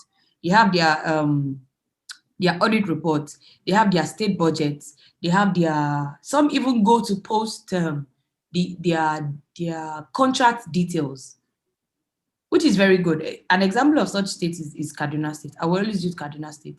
Yes, They might be having issues in the state, but the governor has taken it upon himself to be as open as possible so that you can make use of that information to engage change. You cannot go to Governor Rufai now and you're speaking outside the box. You would know that you do not have an idea of what you're talking about. But you need to use the tool of government to engage government, and which is the information they have shared themselves, and go the extra mile to interpret it so that your advocacy can yield results. Else, your advocacy will not yield any result if you do not make use of information that is valid and that you can authenticate and that can be interpreted. So, as I was saying, if you go to society organizations as well, for example, like budget, organizations like budget, maybe code, ODI is an international organization, PPDC, media rights, EIE, they have in different ways used data to engage. And they have this data set. Budget, I can trust, I can assure you. I used to work with budget. So, and we were I was part of the team that used to package the data so that you and I can have access to it, even in a more accessible format. And the only reason why budget has been able to make use of data to effect change is because we took the approach of, it's because budget at the time, let me not say we, budget took the approach of saying, okay, let's go beyond just sharing the budget with people. Let's take the approach of doing infographics. Let's take the approach of tracking these projects that government says they're doing. Let's take the approach of going on radio. Let's take the approach of doing radio jingles. Let's take the approach of doing posters. Let's take the approach of doing billboards. Let's take the approach of visiting religious leaders and traditional rulers. They are also part of the community. Let's take an approach of speaking with the youth of the community. Let's take the approach of doing vox pops. And those are ways that you can engage. You have data and you want to engage. Those are ways that you can channel your energy, but then these are places where you can find data. If you go to EIE, they might not be data custodians, but they have information that can help you with. Code, of course, has information. I remember when I was doing a project last year and I needed an information on COVID-19 expenditure at the federal level, nationally. I had to contact some of my colleagues at Code and they shared that data, big data set that I'm sure that some people do not have access to. But, because we are colleagues and we work in the same space, and I needed to use that information also to push an advocacy forward saying, government, you have not shared the COVID-19 expenditure with us, especially Lagos.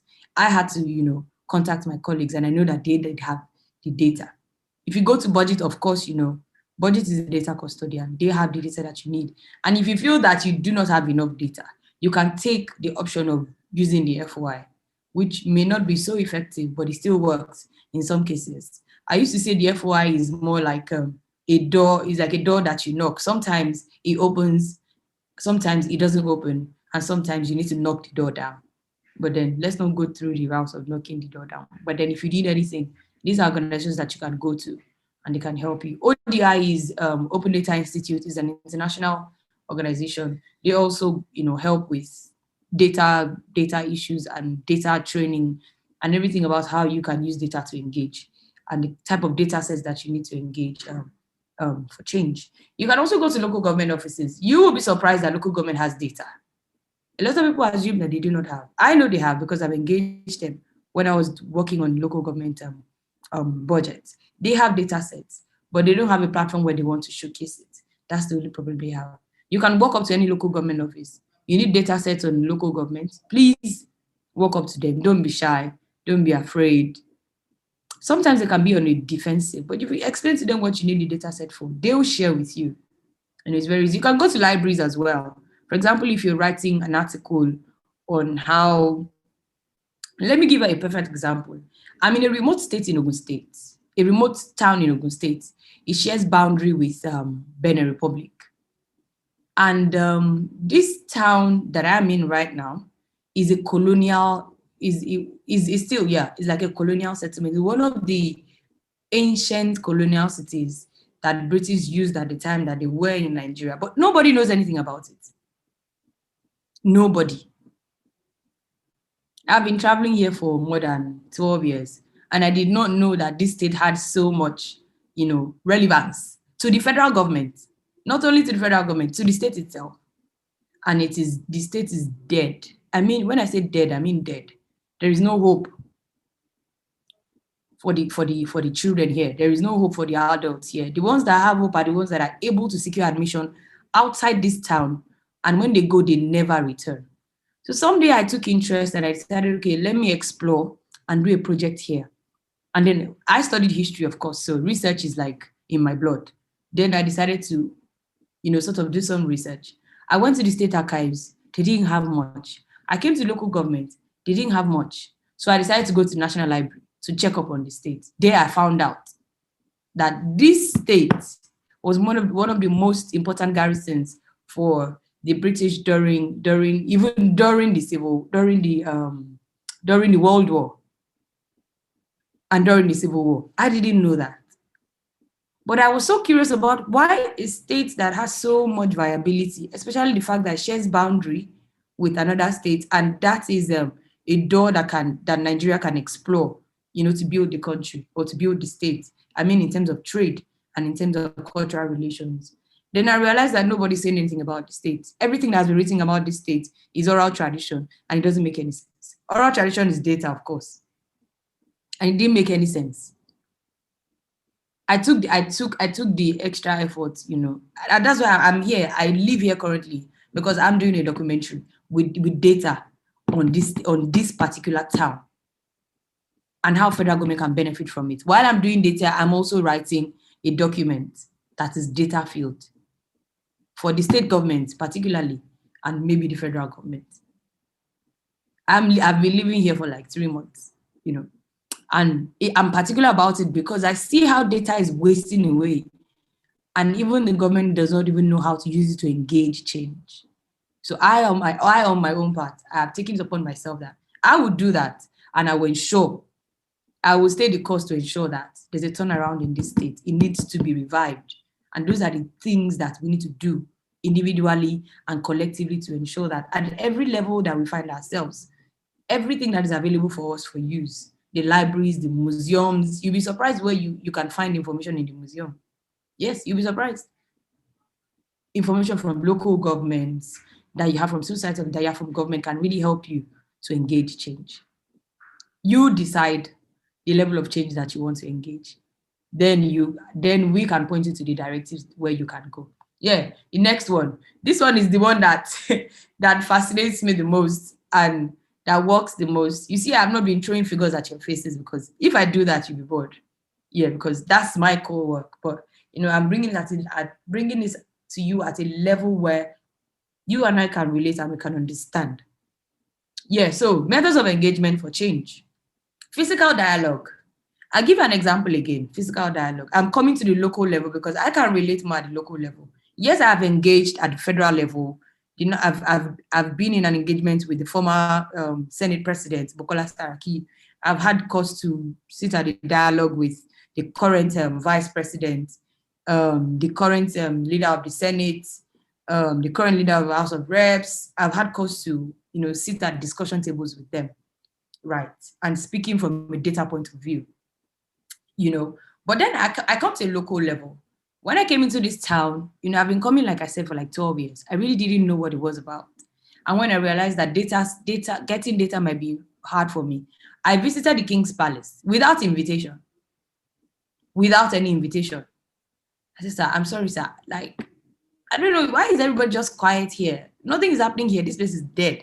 I see a lot of prospects here. We can work together. Fortunately, the king is a teacher and he's a person given to legal issues. He has some legal background. And we sat down and we realized that, okay, so he has data that I can use to help them improve this community, to improve the state, and also the federal government can benefit from it. I engaged him at the local level. The next meeting we had, he called in his what do you call it? What do you call them now? His chiefs. After like a 2-3 hour deliberation, we decided, okay, this is how we move forward. And I told the king, don't worry, sir. I will be in this state as long until I'm able to resolve the issues that I see that you and I can resolve. We don't need the federal government. And we'll make the federal government to see that we can also effect change if they decide to sit back. I will also make the federal government see that there's benefit if they engage with even the data set that they have. The federal government has data, they are not using it. That's the sad part. Engage at the local level. I moved on to engage their CDA chairman and other leaders in the community. That's why I'm still here. I'm still engaging. I've engaged the women. I'm engaging children. I'm engaging the artisans. I'm engaging the professional bodies. I'm engaging the people in diaspora that returned and settled here and are so quiet and are not bothered about how this community will move forward. I'm doing that. Now, before I take my engagement straight to the state level, I'm working on that. You need to engage. If you have access to them, engage them. It's not hard. In some cases, it might be dangerous, but please, the country is already dangerous. Why not just take the step? I know a lot of people considering, it's not hard, it's not easy. Security issues. If we all stay back and do security issues, Shola gave you an example of Mr. Macaroni.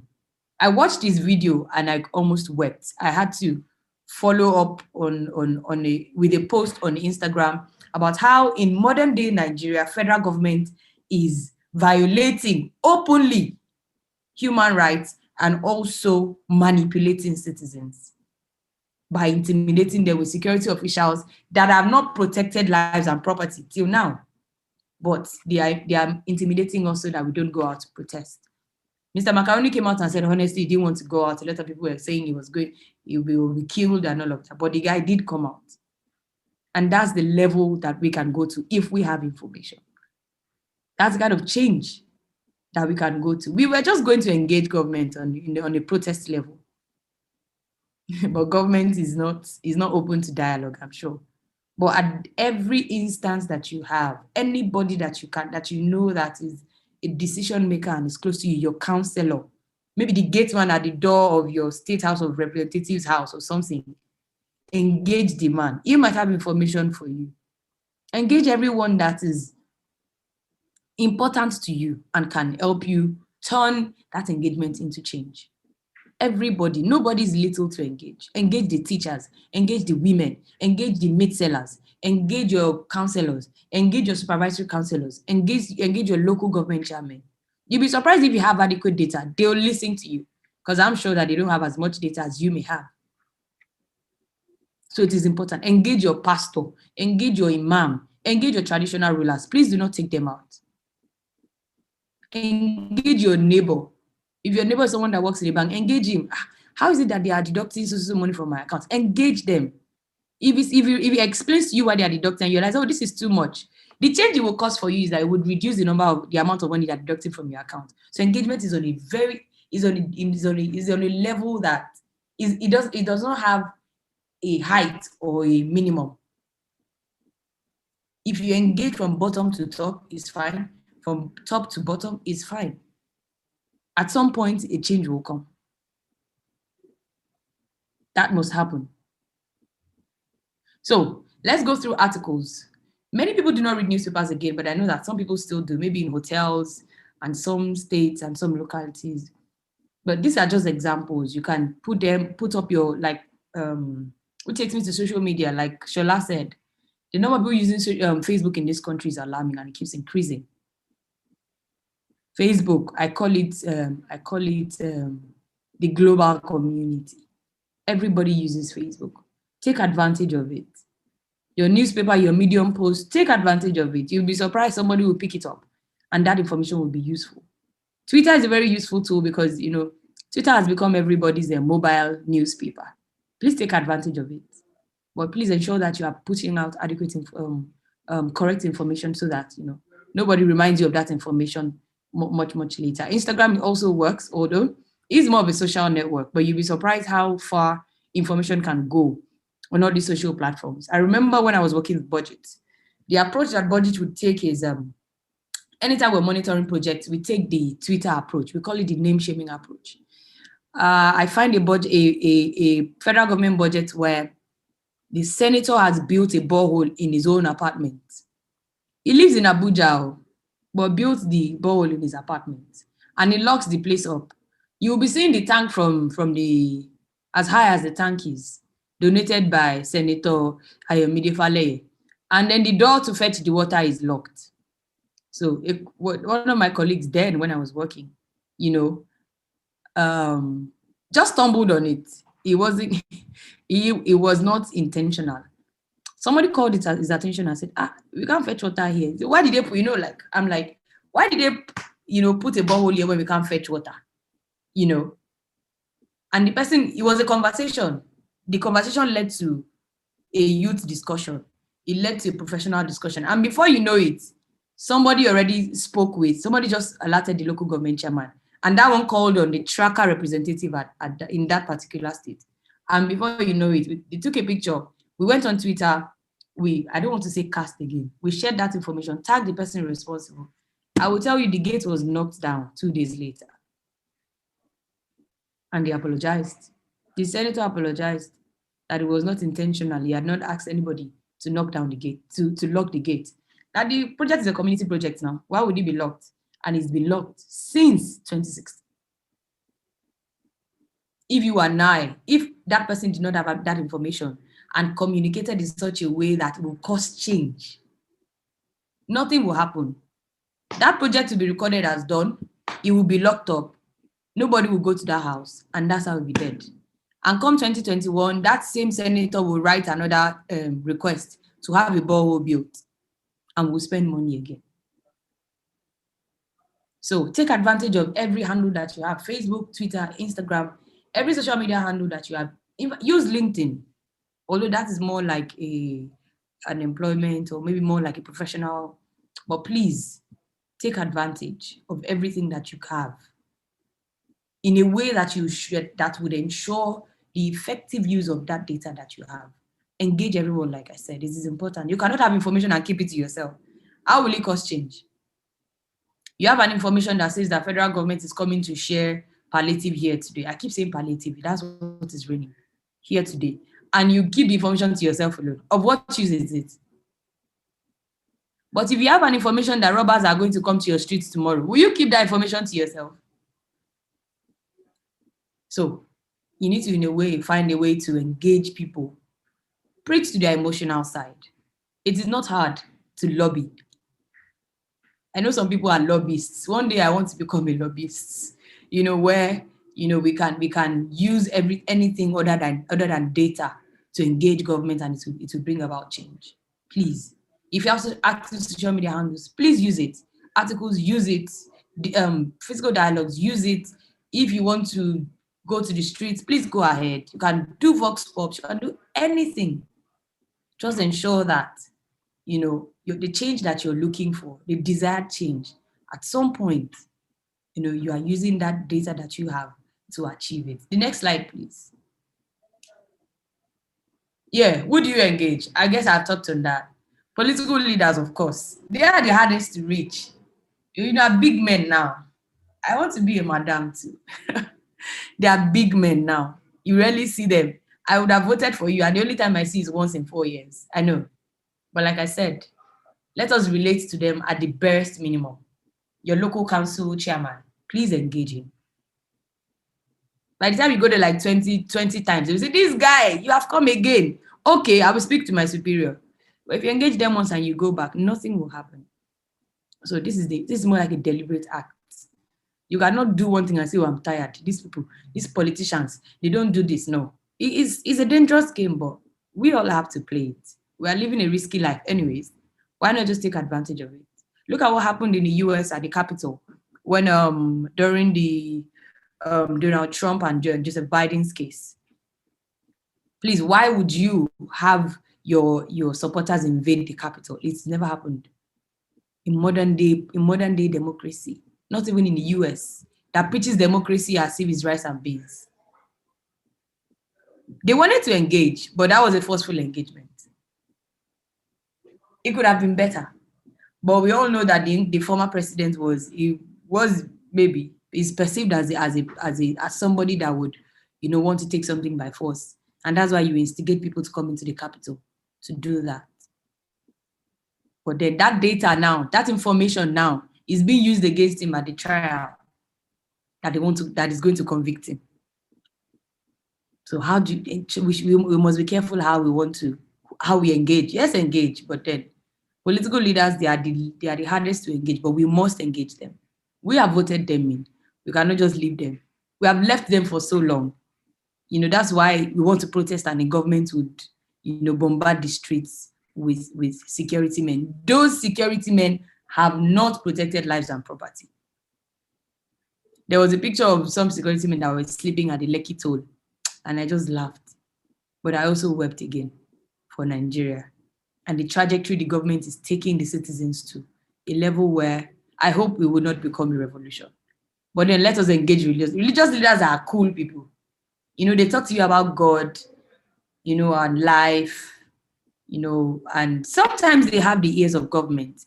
I was in a program in Ibadan 2 years ago where it was a market leader, and I think a pastor that gave me access, a pastor, yes, that gave me the number of the the first lady of Ogun State. And she spoke with me, and he told me, don't call her, just text her. She will listen, she will respond to you. That was when I started this project that I'm on. And I was like, how would someone, a pastor you would not know, can effect change? He has the information. You have what you want. You also have information, but you want to channel your information to someone. And you have someone on the platter of gold give you the number to the first lady that has the ears of the governor of the state. How cheap is that? Please engage religious leaders. You will be shocked.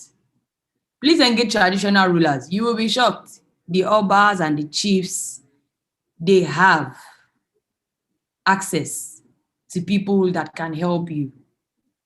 They have access to information. The information that you have, if you relate with them, they have access. They can help you pass that information in such a way that will cause change. Sometimes change can be direct. Sometimes it can be indirect. Yes, I forgot to mention that. You can effect change directly. You see something and you want to correct it, fine. But you can also be indirect about it. You do not have access to the person that can effect that change. You can walk your way up to that person. You can. Of course, like I said, you should use the media as well. Like you see the way Arise TV broadcasted the Occupy Nigeria and the issues that happened at the Lekki toll during the NSAS protest. If you have information and you feel that it's too risky for you to share, please go to the media. I have this data, I want to share it. It's authentic, I can give you information. Please share. And before you know it, the same governor of Lagos State that said he didn't know anything about the soldiers that came to the town, to carry out the mayhem they did on October 22nd. The same commander-in-chief of this state, Governor Sanwo-Olu, then said on CNN what's her name now, Anderson, that yes, it's true. He was aware that soldiers were coming into town. Please. That's the power of information. And now that information can cause change. And now you can engage the media also with that information. Non-governmental organizations, like I told you, you have information you don't want to pass it to. Please, there are agencies. I know Shola runs an organization. I work with an initiative called She and Her Initiative here in this town. And, if you have information that is useful, I can help you pass it. Shola can help you pass it. Share information with budget, with tracker, with code, with media rights agenda, with EIE, and they can help you channel that information to engage the right people, and it would bring about change. I remember the Open NAS campaign that happened it had happened for like 4 years. 2014, it was until 2018, after a lot of wahala with the National Assembly, that for the first time in the history of this country, the National Assembly under the former Senate President Bukola Saraki, shared a copy of what the National Assembly budget looked like. That's when we knew that the National Assembly was spending money and they could not give details. And of course, I've mentioned traditional rulers. If you cannot effect the change directly, please take it to these guys and donors and all of that. So the next item is the quiz question. Very simple. But like I said, I'm sharing a more detailed presentation with Sheung that will be uploaded, that would have some of the things I mentioned with websites that you can visit, with organizations that you can go to. There's an organization called Data for Change. Data for Change. I'd really like you to engage and read up on them. There's an organization called Civic EdUp, Civic Education. Yeah, it's an international organization. You can also check up on how you can engage, you can use data to engage for change. And like I said, there's no information that you have with you that is invalid or that is useless. You only need to challenge it and engage the right people with it to cause change. I hope I've been able to convince you and not to confuse you that there are different ways that you can engage. There are different modules of engagement. There are different websites and platforms where you can access data for engagement. And I hope that we can continue this conversation much, much later. This is a basic class. So yeah, so I've gone basic. I hope I hope I've done enough. Thank you so much.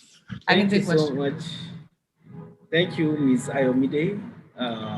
Glad to hear you. In fact, you've tried to bring this so simple. Thank you so much.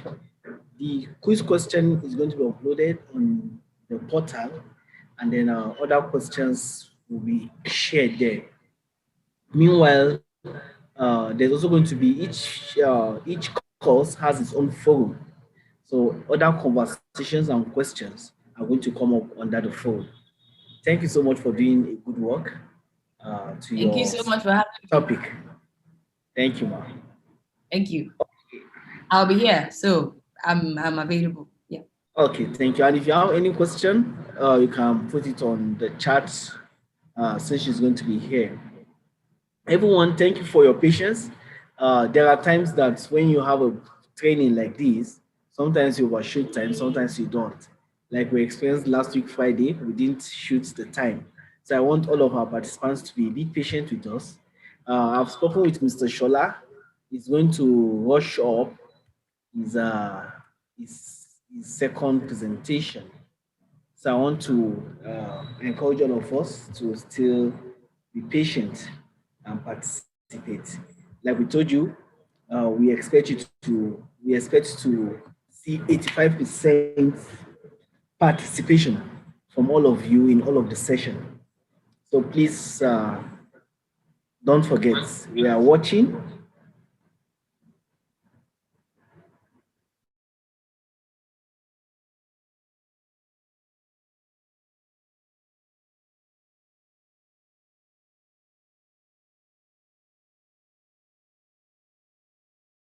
Okay, so sorry for the break.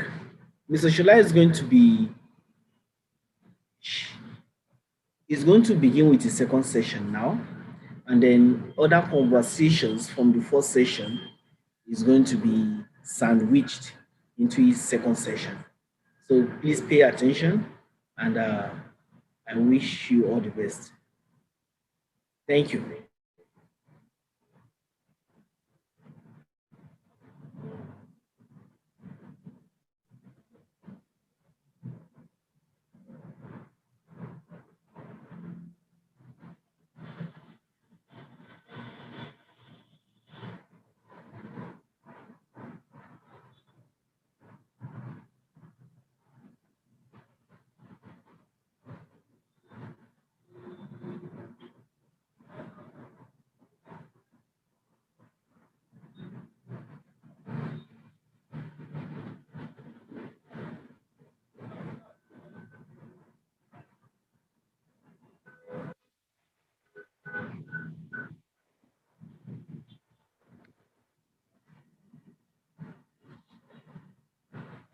Okay, Mr. Shola, you can unmute yourself now.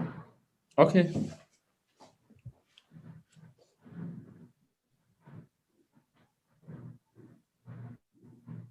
All right, so you can pull up the screen.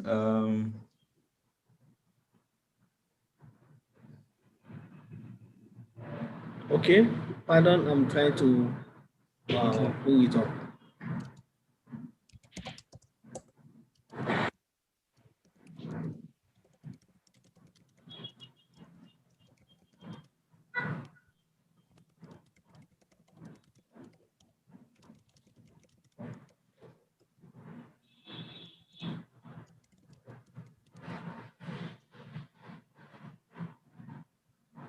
Okay, can you see it?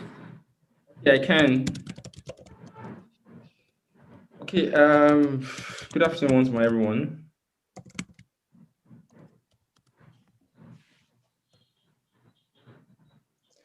Right. So I'm going to be following up from last session. I'm going to be trying to share with us very quickly how do we use technology for storytelling. So it's not a very so all of these that Mayomide talked about, data.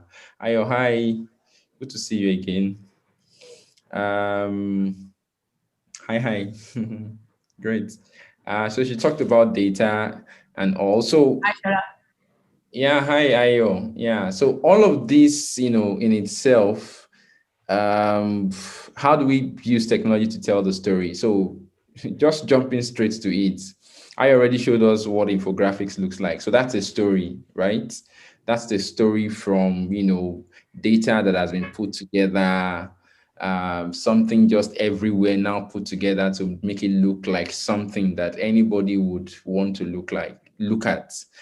So the essence of this is how do you put together something that is pleasant to the eyes, right? That's the real deal. Something that when you look at it, I don't know when you see some billboards at times and you're like, you don't even want to look there again. Everything is screaming at you, or you put on your television and then you mistakenly, sorry to mention, you mistakenly switch to NTA. You literally want to shut down almost immediately, right? Sadly so, but that's the reality. You rather go to CNN if you're a geek. And why would you like that kind of platform compared to what currently exists? So I'm speaking to the subject of using technology to tell stories. So I would be talking about what stories basically do you need to tell? So let me start by saying, what stories do you need to tell? What kind of stories need to be told? Who should do the storytelling? What kind of stories should not be told? So what kind of stories do you need to tell?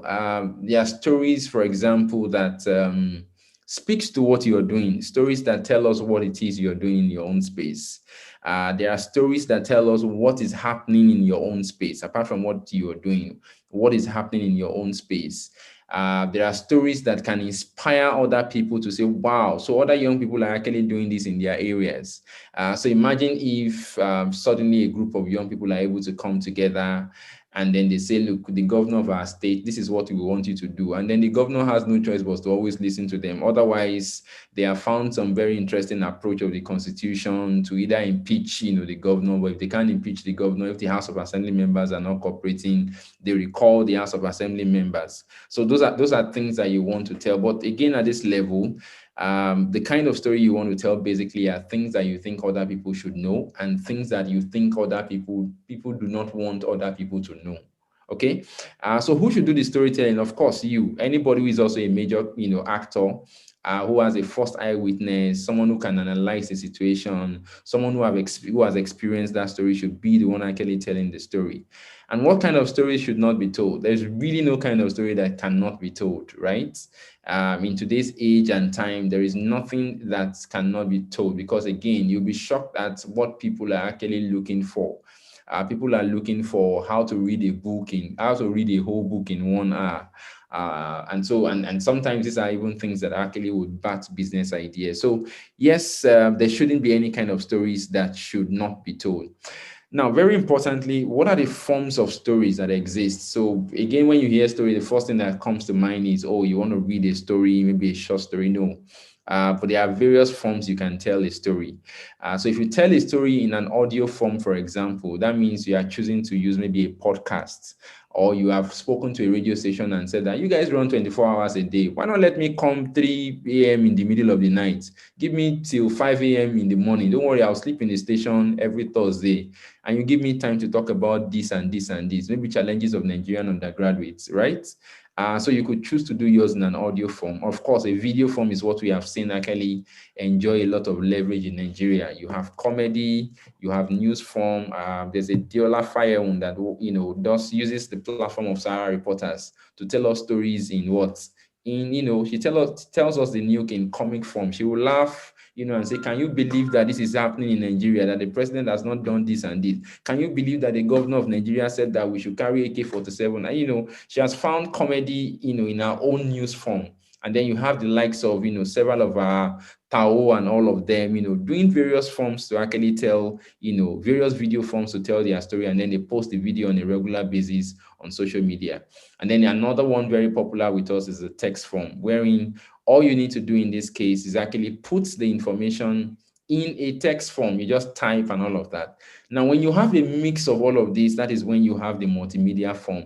Or sometimes you use the text form, sometimes you use the video form, sometimes you use the audio form. But what I always recommend with respect to this is that people need to actually be consistent. So if you know that you want to release your video 3 p.m. every Sunday, everybody should expect a new video from you. That draws an attention to you. You need to be consistent with your schedule, and you need to do it for a period of time, sometimes before you gain traction. So if you go and meet several of these comedians, they will tell you that, do you know when I've been doing comedy? It took me 8 years, it took me 7 years before eventually people started giving what I'm doing attention. Okay, so consistency is equally very, very, very important. Okay. Who is listening to the story? And so this is where the conversation gets a pretty dicey. That, look, this story that I'm going to tell, who is going to listen to it? Why do I need to put this? Now, if you're a young person and you're listening to this, know that the only way anybody can actually know who you are sometimes today is by just keying your name online. They put your name on Google search. So if you put my name on Google search, for example, you would see what I am and all about. You possibly find a few stories and like, wow, I didn't know this. Oh, wow. Oh, this is what he's into. This is what he's not into, right?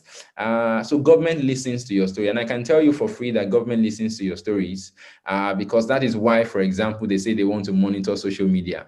That is why they want to clamp down on social media. If it didn't mean anything, for example, right, they would not be doing that. It will also interest you to note that government departments and agencies, they have a whole budget around even purchase of newspapers.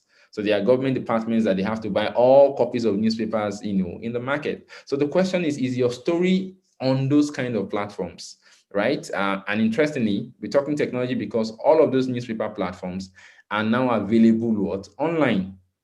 Okay, civil society actors may also be looking for, we are looking for a student union leader to work with. Is there a female is there a lady that's a student union president or a student union ESCO? And then they go and find out, a blog that you are running, right? That you talk about your activities, and they are shocked to learn that this actually exists. There are researchers who also want to quote from things happening in a particular location. There are social media users who are also looking for other people's content to reshare. And then there are also rural dwellers who want to learn about what is happening in the city as well, right? So these are people that are clearly listening to your story.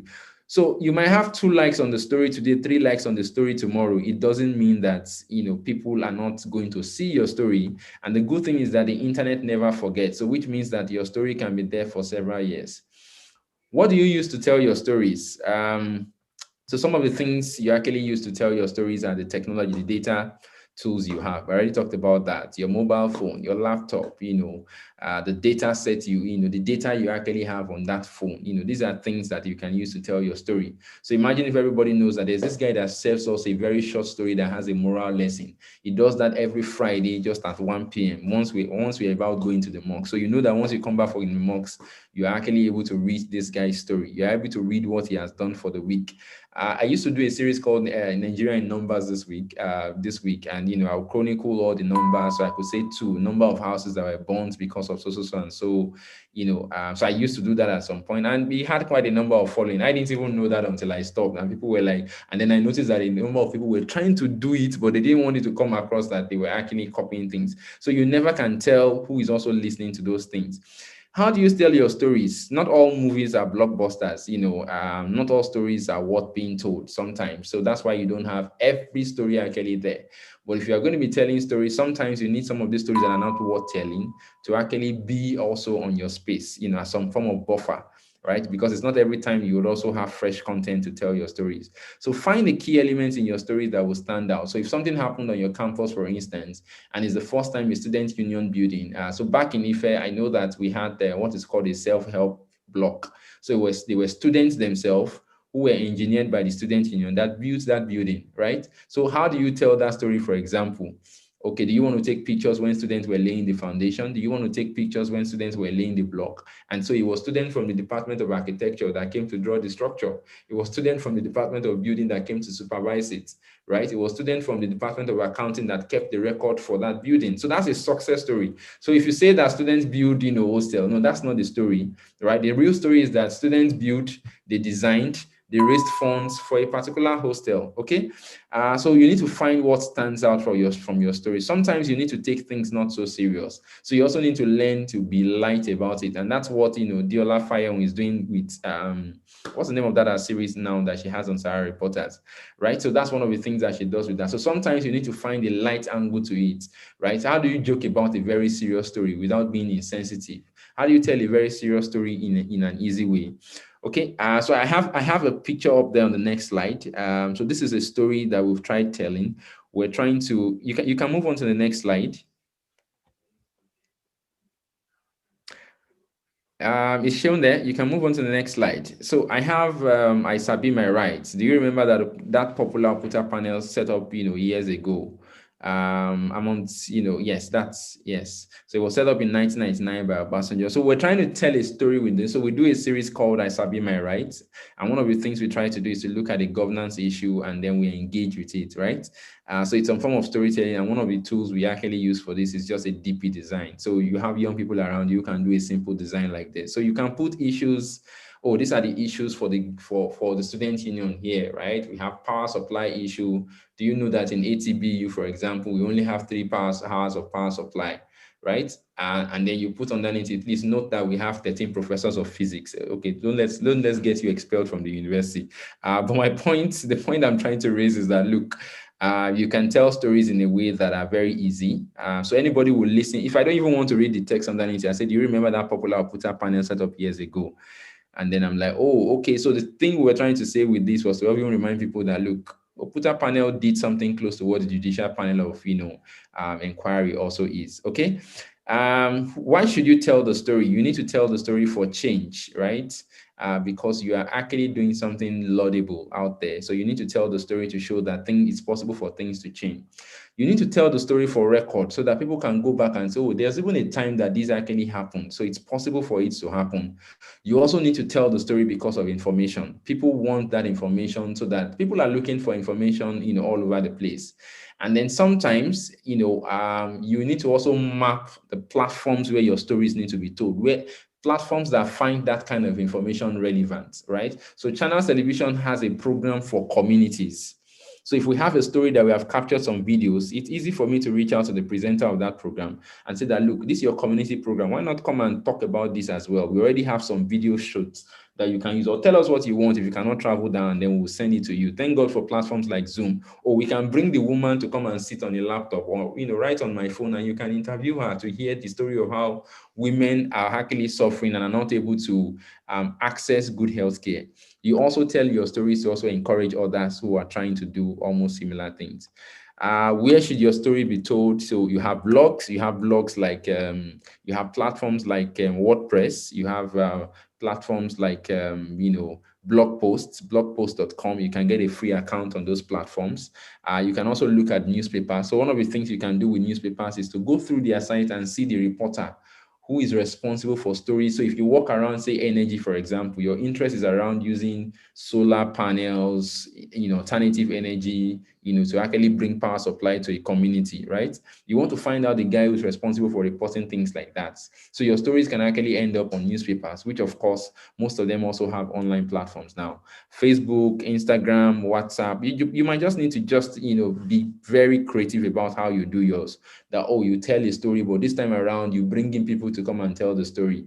I even have people using TikTok, but most times it's majorly for entertainment purpose. So you might want to add that to yours. You are a poet, for example, you do good poetry. You can start writing poetry about issues on campus. You can start writing about poetry on issues around your neighborhood, and you can use the right hashtag. Remember that I talked about hashtag earlier on. When you use the right hashtag, for example, and you put in the right hashtag when you are posting, it means that people who are part of that conversation can also see it, right? What hashtag is trending at the moment in Nigeria? You add those hashtags to what you have posted, there's a chance that other persons will see it as well. And then finally, WhatsApp, which is very popular.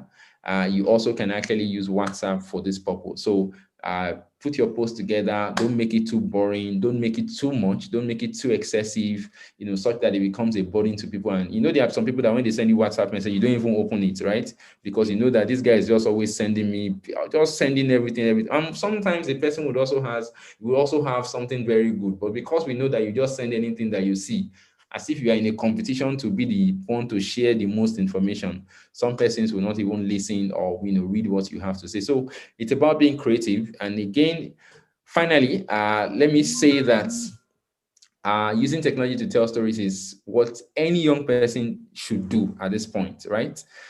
Because the world has become such that even when you go to the embassy to say you're applying for a visa to do anything, one of the first things they ask is, what do you do? What's your name, right? And right there, the person behind the laptop is Googling your name and can see amazing things or can see nothing about you or can find negative things about you. So before now, when we had to pay for our stories to be told in newspapers, now it is the fact that we have these tools, we have the skill, and we can tell the stories ourselves. I want to thank you for your time this afternoon. Leadtots, thank you so much for having me to share thoughts with you on this tool. So if there's any other thing that, any question, anything anyone wants to check with me, I'm happy to respond to that. Thank you. Thank you, Mr. Shola.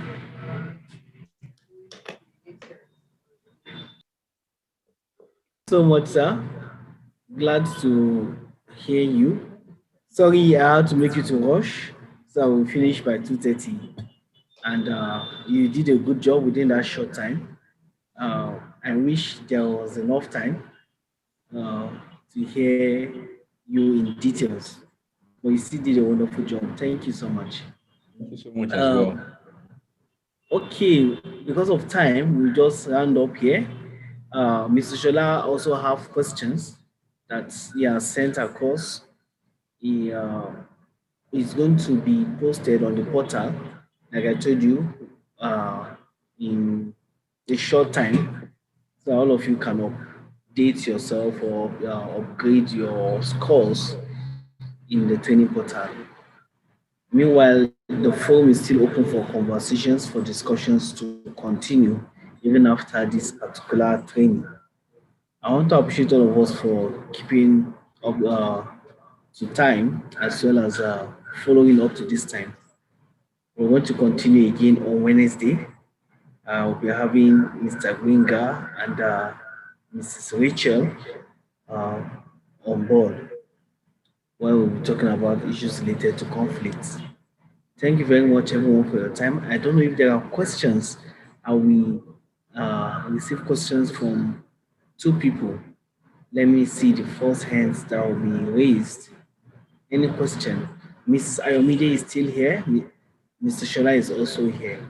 If you have any question for them. Okay, Mr. Shola, somebody just posted a question. Grace Abubakar, she said, how do I curtail my content from plagiarism?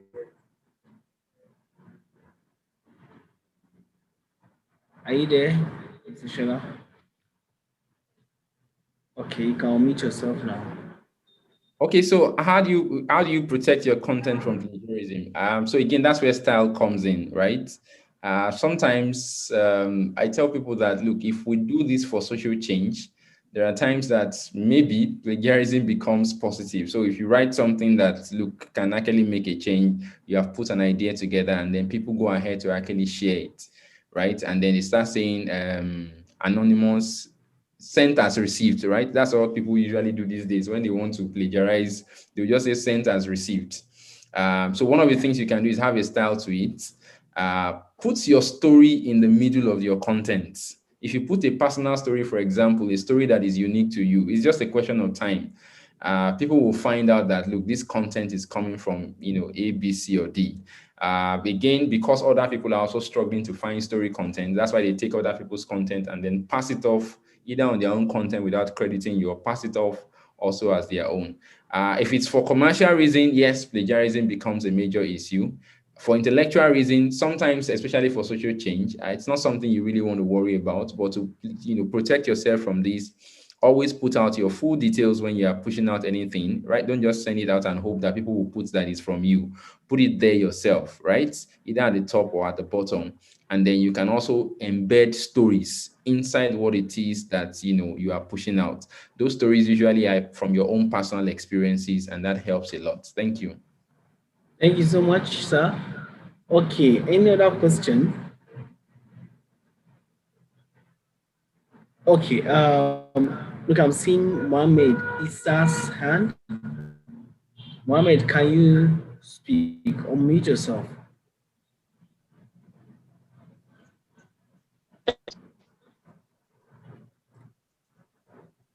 Mohammed, your network is not helping out.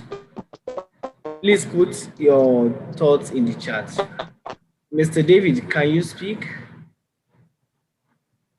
Unmute yourself. Okay. Good afternoon. Good afternoon, David. My question, though, I'm very much blessed by this presentation, specifically on things that have to do with publications, storytelling through the diverse of our platform. But my challenge is that seriously, like me in specific, I would say that I'm having much publications that is in academic aspect that will be more impactful to society. But looking at the world today, where you can able to communicate in the aspect of, let me say, research work, like journals, like articles today, it costs money, or the research gate and other places. So I don't know, please, is there any places or place where there will be no like phone in time of them receiving article, educational articles, challenging article, and pressing issues that is affecting the Northeast so much? Is there any platform or medium that can submit such articles that will not demand phone and also it to go viral? Okay, thank you, Mr. David, for that. Mr. Shola, Ms. Ayomide, any one of you can respond. Ayomide, is she there? Okay. Okay, so let me and say that so what you need to do is every newspaper has a place called my opinions, right? Some newspapers have email addresses, my views at dailytrust.org. I can't remember if that's the right one. You need to map those things, right? And then your opinion needs to be written in a way that agrees with their style. So I can't write something, for example, now if I want to really let's say, for example, I am so anti-Fulani, right? I am wrongly so anti-Fulani. Let's say, as an example, I can't get that published in Daily Trusts, right? So sometimes what you need to put together is a balanced opinion. An opinion piece is supposed to be balanced. That's the way it's supposed to be seen. So you need to map some of these platforms. For off the top of my head, for example, I can tell you that Sahara Reporters will publish anything you have to put, right? Whether you abuse, Showore himself, or you abuse the president, they would publish what you have to. All you just need to do is to go to their site, copy their email address, and then you can send in an opinion. Same thing happens for several of the online platforms. However, one other thing you can do, depending on the kind of content you have that you think these guys may not like, is that you can set up a platform yourself. And that's what I was talking about, WordPress. Go to www.wordpress.com and set up your own space. Go to blogspot.com and set up your own space. It's just going to take a question of time that people can find that. And remember that when people are searching for information, they use Google to search for those information. So what happens over time is that they will find those information. There is also another called Nigeria Village Square. When I was an undergraduate, anytime I had a debate topic and I needed to do research, I usually find a guy, he would have written something about the subject. That same person now is Professor Bolaji Aluko. Ended up becoming the vice chancellor of a university. But I didn't even know him. I've not seen him physically till date. But I knew his writing because he will always wrote something about every subject under the sun. So it might take a while, but you will be found. It's just about, is this something you do one-off, or this is something you do consistently? Thank you, Sean. Thank you, Mr. Shola. Okay, this is all we stop for today. Other questions other conversation should continue in the portal forum. Thank you very much for everyone for your time. See you again 12 o'clock on Wednesday.